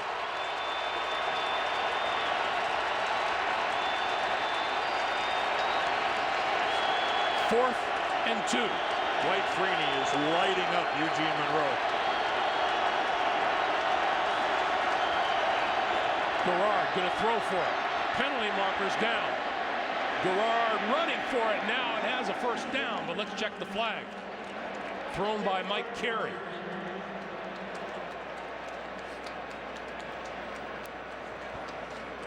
Chop block, offense, personal foul. Number 33 went low on the defender when he was engaged with another player. 15-yard penalty. Chop block is going to be called on Greg Jones, number 33. Well, again, you cannot block low on someone who's engaged with someone else. There's Jones, number 33, on the right-hand side, and you can see he goes right in. Jordan Black, his tackle, I believe, is Robert Mathis. And you could see Jones went in below the waist. That is a player safety issue, and what a monster penalty. And Jacksonville has to punt this away. On 4 and 17. Still 7:27 to play here in the fourth quarter. You can hit that guy while he's engaged, but it's got to be up above the waist. Blair White back at his own 10-yard line for the kick.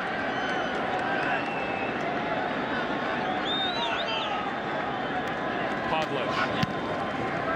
Terrific kick. Fair catch call for it. He's going to let it bounce. And they're going to save it inside the 5-yard line. Is that Osgood? Kasim Osgood batted it back, and it was downed by Montel Owens. And Peyton Manning will start from his own 2 when we come back.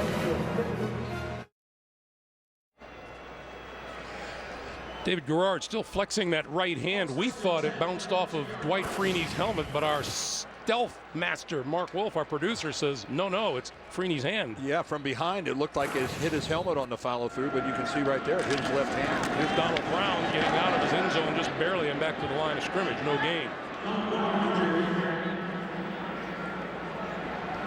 Clock moving. 6:50 to play in the fourth. Well, that's the important part. The clock is moving. What a play by Kasim Osgood to back the Colts up against their goal line. That's why he got voted to 3 Pro Bowls when he was in San Diego as a special teams player. 2nd and 10. Brown again. Out to about 5. Here's that special teams play. Well, 2 things here. First of all, Osgood, watch him establish his feet. Right here, he stops, makes sure he's in the field of play, because if one of his feet would have been on the goal line, it wouldn't have counted. And then he gets up in the air, elevates, and swats it back out. That is just superlative special teams play. And now a big 3rd and 7 on both sides of the ball here. As we duck under 6 minutes to play in regulation. Well, the Colts love to throw the little slant. Manning. Sprint to the left side. Complete. Out to the 15-yard line. Reggie Wayne for a first down. And Peyton Manning channeling his inner Michael Vick, rolling out of there. Not only that, but rolling to his left. Peyton didn't like that call. Again, a right-handed quarterback rolling to his left. You can see it. It completely surprised the Jacksonville defense. New set of downs for Peyton now at the 15. And what did Jack Del Rio say about Peyton Manning? He's been a pain in my rear end for a long time. Rhodes. For 2 and out of bounds at the 17. Thought I'd clean that up a little bit. Did a fine job. But he's right. I mean, he's talking, he goes, we won 12 games one year and couldn't even win our division. And it doesn't matter what kind of a year you're having. You look up and all of a sudden the Colts are 10-0, 12-0. And the Colts now finding themselves in a dogfight in December for the first time in a while. And so far this game, they have responded pretty darn well. This is the second drive that began inside their own 10-yard line today. The first one, they went 92 yards for a touchdown. On 2nd and 7. Keep it on the ground with Dominique Rhodes. The clock continues to move. Well, Jacksonville you don't hear this every day where they're just daring Manning to throw, but they are really overplaying the run at the line of scrimmage. Now this is a situation where Manning should really milk the play clock. And he got everybody up to the line of scrimmage. He wants to make sure Jacksonville can't substitute. But he has no intention of snapping this until he gets down inside 5 seconds. We're coming up on 3.5 to play here in the fourth. 3rd and 8.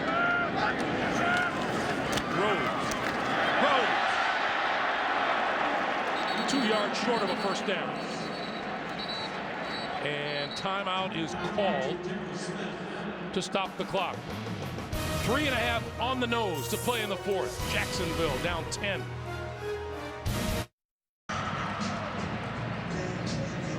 3:31 to play. Austin Collie has returned to the sideline. He's sitting there, but lost for the rest of this day to a concussion suffered late in the first half. Maurice Jones-Drew itching for the opportunity to get back on the field. McAfee to kick on 4th and 1. Mike Thomas, who has returned to punt 78 yards for a touchdown, is deep. Looks like he can return this one too. Out of bounds at the 45-yard line. Good field position for Jacksonville's offense. From TV's #1 comedy to the #1 new comedy, the #1 news magazine, the #1 news show, and the #1 drama on television. Thanks for making CBS America's #1 network. Keep in mind, Jacksonville now down by 10 points. They've got good field position, but they've only got 1 timeout remaining. Remember, they had to burn a timeout 14 seconds into the second half here. I was here for that. Yes, you were, and I'm pretty sure they'd like to have that one on account, and they do not. 51 yards away from pay dirt, down 10. Garrard for Jennings out of the backfield. Dances his way past 1 and 2 and down inside the 30, close to the 25-yard line. Jacksonville desperately wanting a win here today to claim the AFC South Championship.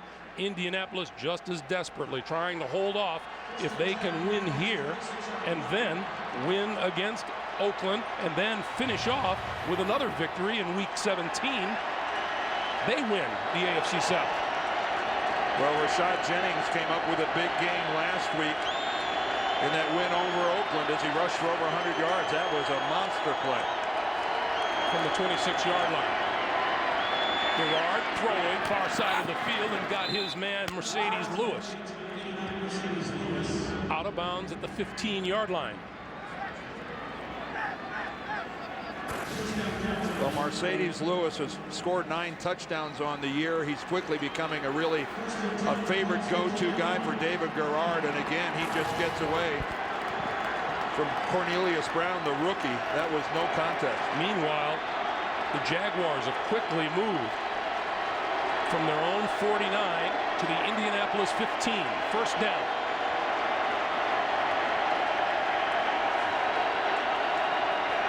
Garrard over the middle. That's complete to Lewis. And Lewis fights his way to the 5-yard line. Well, this is one of the things that Jack Del Rio admires about this group of his, that they don't quit.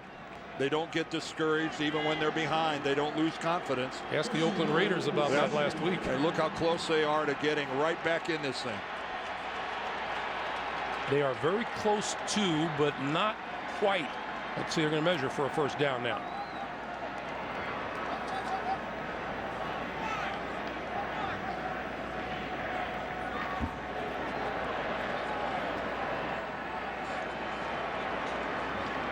Missed it by that much.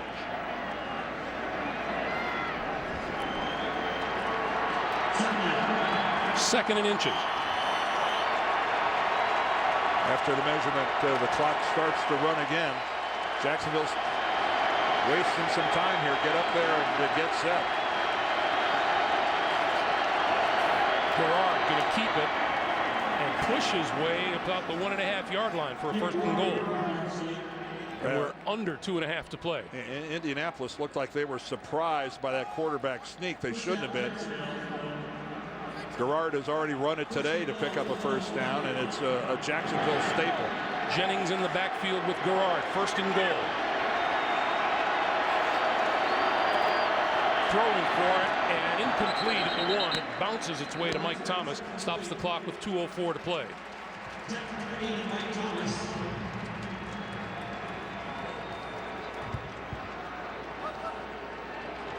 Maurice Jones-Drew watching from the sideline. Jack Del Rio, again, one of the first things he said to us last night, we expected to be in this type of situation.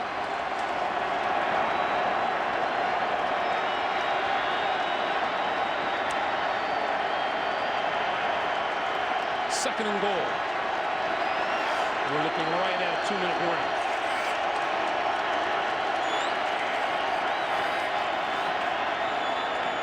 Garrard rolls, throws, Incomplete.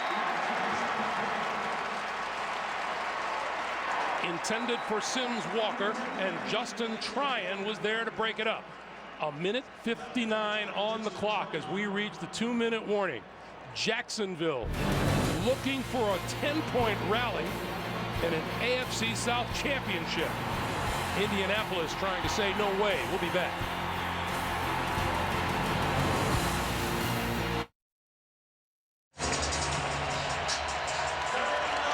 No team in the National Football League scores more points in the last 2 minutes of the first and second halves than the Jacksonville Jaguars. 3rd and goal. Garrard handles the high snap, throws over the middle, touchdown to Mike Sims Walker. Well, this is about to get mighty exciting here.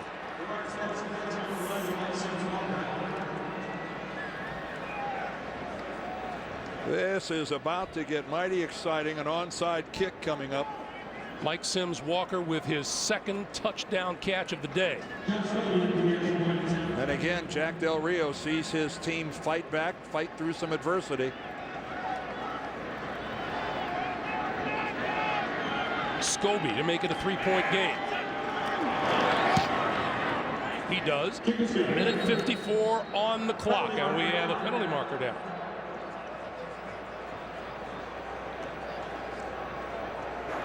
Defense with 12 men on the field. The field that kept is good. That penalty will assessed on the kickoff, 5 yards.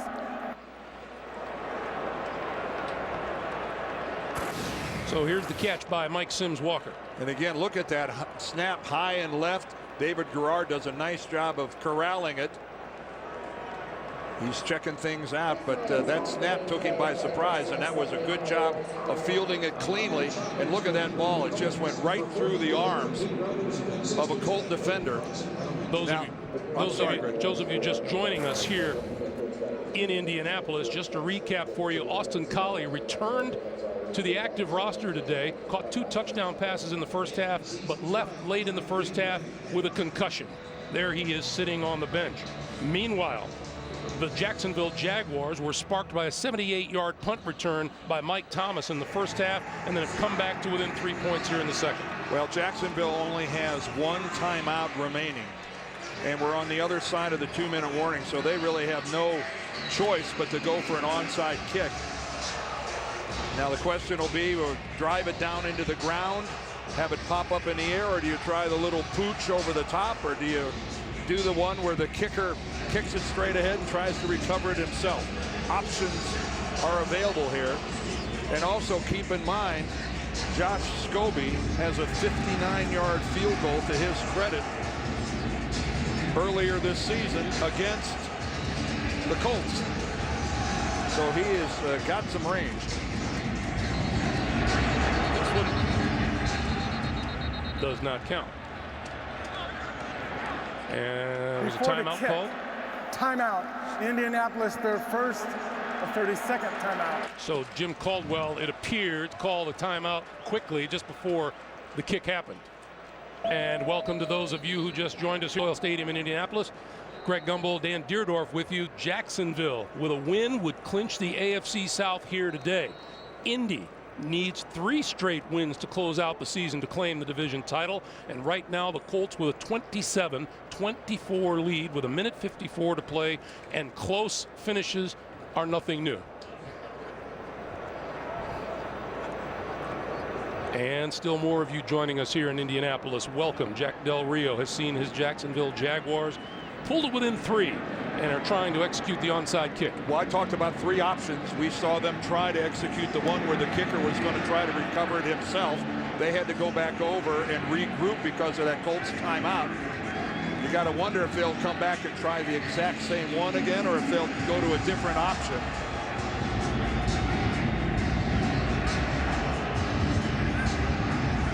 Scobie rolls it along the ground, picked up by the Colts. This is a Taiwan Hadler touchdown.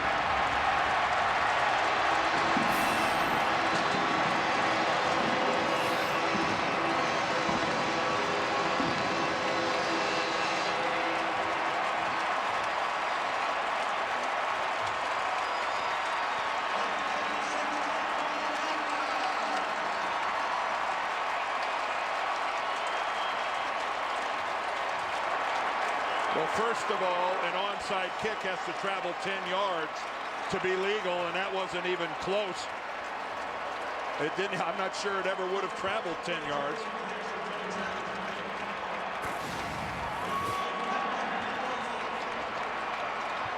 Scobie kicks that thing. There it crosses 5, and at about 6 yards out. About 6 yards out, a one-hopper right to Hagler. Hagler took it 41 yards, and the Colt lead is back up to 10. Well, that first timeout taken by the Colts really was a tough break for Jacksonville, because that first onside kick that they attempted, where Scobie went right down the middle, that looked to me like something that they may have had a pretty decent chance of recovering. But you've just got, Scobie had to get that on a little deeper of an angle, so it had a chance of covering 10 yards.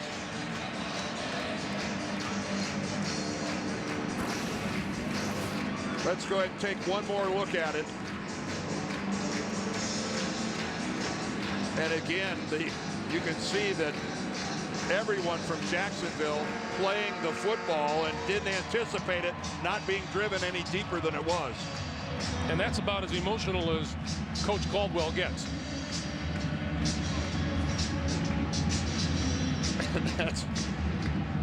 There's a wry smile by Payton Manning. And a disappointed David Garrard. And I'm sure a very, very disappointed Josh Scobie. Unhappy with the quality of that onside kick. Jason Hill is back at his own 5-yard line to return this kick.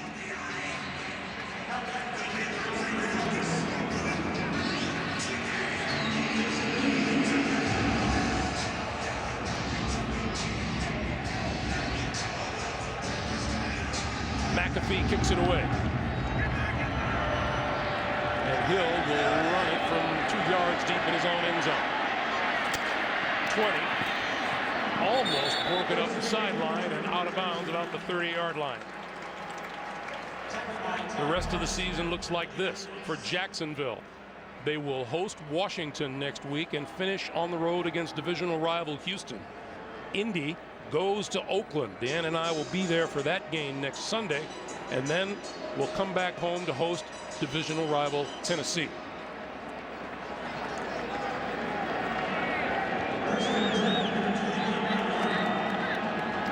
Jacksonville down to 1 timeout, down 10 points, and 1:42 to play.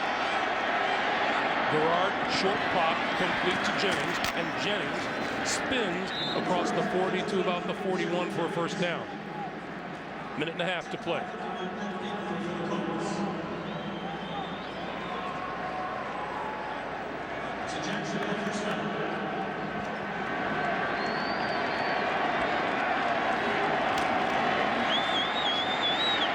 Garrard, short pass, penalty markers are down, and Jennings carries to about the 45. And the clock will stop with 69 seconds to play as we hear from Mike Carey. Holding, offense number 78, 10-yard penalty, still first down. You know, as many times as these teams play, Dan, it's never a laugher. No, never. No. In fact, I think we said at the very top that neither one of these teams ever seems to be able to run away and hide from the other. And right up until the point that Hagler returned that onside kick for a touchdown, this was a nail-biter. But again, you know, Jack Del Rio on the one hand has to be proud of his team for fighting back, but the Jaguars came into this game with a chance to deal a death blow to the Indianapolis Colts, and they weren't able to do it.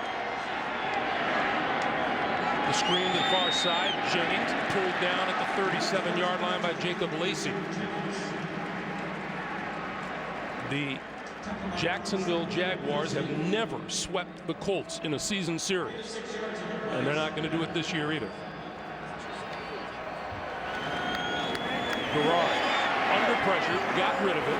Jennings again, and Jennings to the 43, and they're going to use their final timeout to stop the clock at 39 seconds. Well, as a football team, that's everything you hope for, to have it in your hand, in your grasp, the opportunity to play a game, and if you win that game, you win your division, and you guarantee yourself a spot in the playoffs. And the Jacksonville Jaguars were at that precipice and unable to close the deal. A reminder, coming up next, the New York Jets trying to find some offense against the Pittsburgh Steelers, who are trying to find some offense. Jets in Pittsburgh coming up.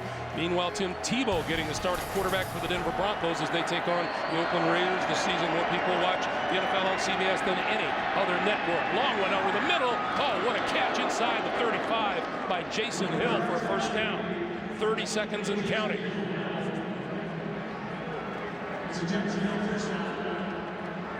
First down for the Jaguars.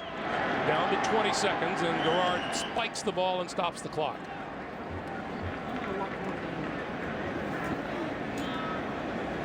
Kind of makes you like Jason Hill's future, doesn't it, Dan? Well, it certainly does, and they certainly like what they've got. Jason Hill, just things didn't work out in his career with the 49ers. He's unsure as to why. That's a good job of holding on to the football after taking a big pop at the end of that play. David Garrard has thrown for 277 yards on the day.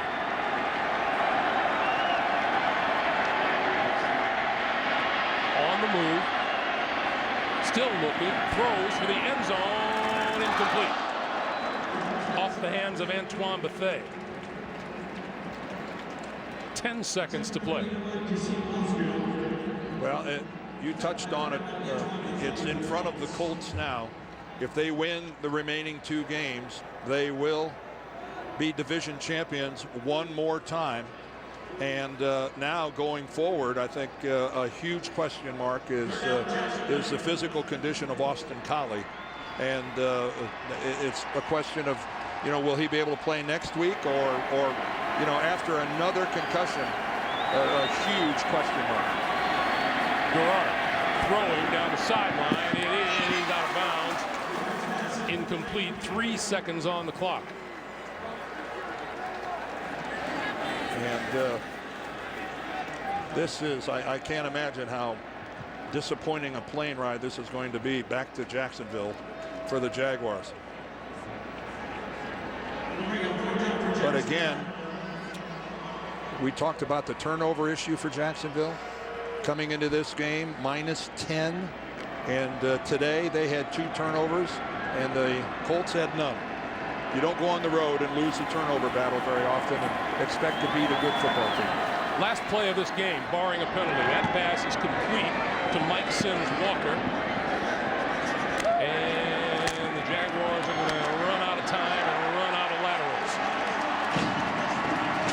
Indianapolis lives to fight another day. 34-24 the final. Coming up next, many of you will see the Jets and the Steelers. Others, the Broncos and the Raiders. Coming up, the Burger King update. We'll take you to New York for all of the scores and highlights after this.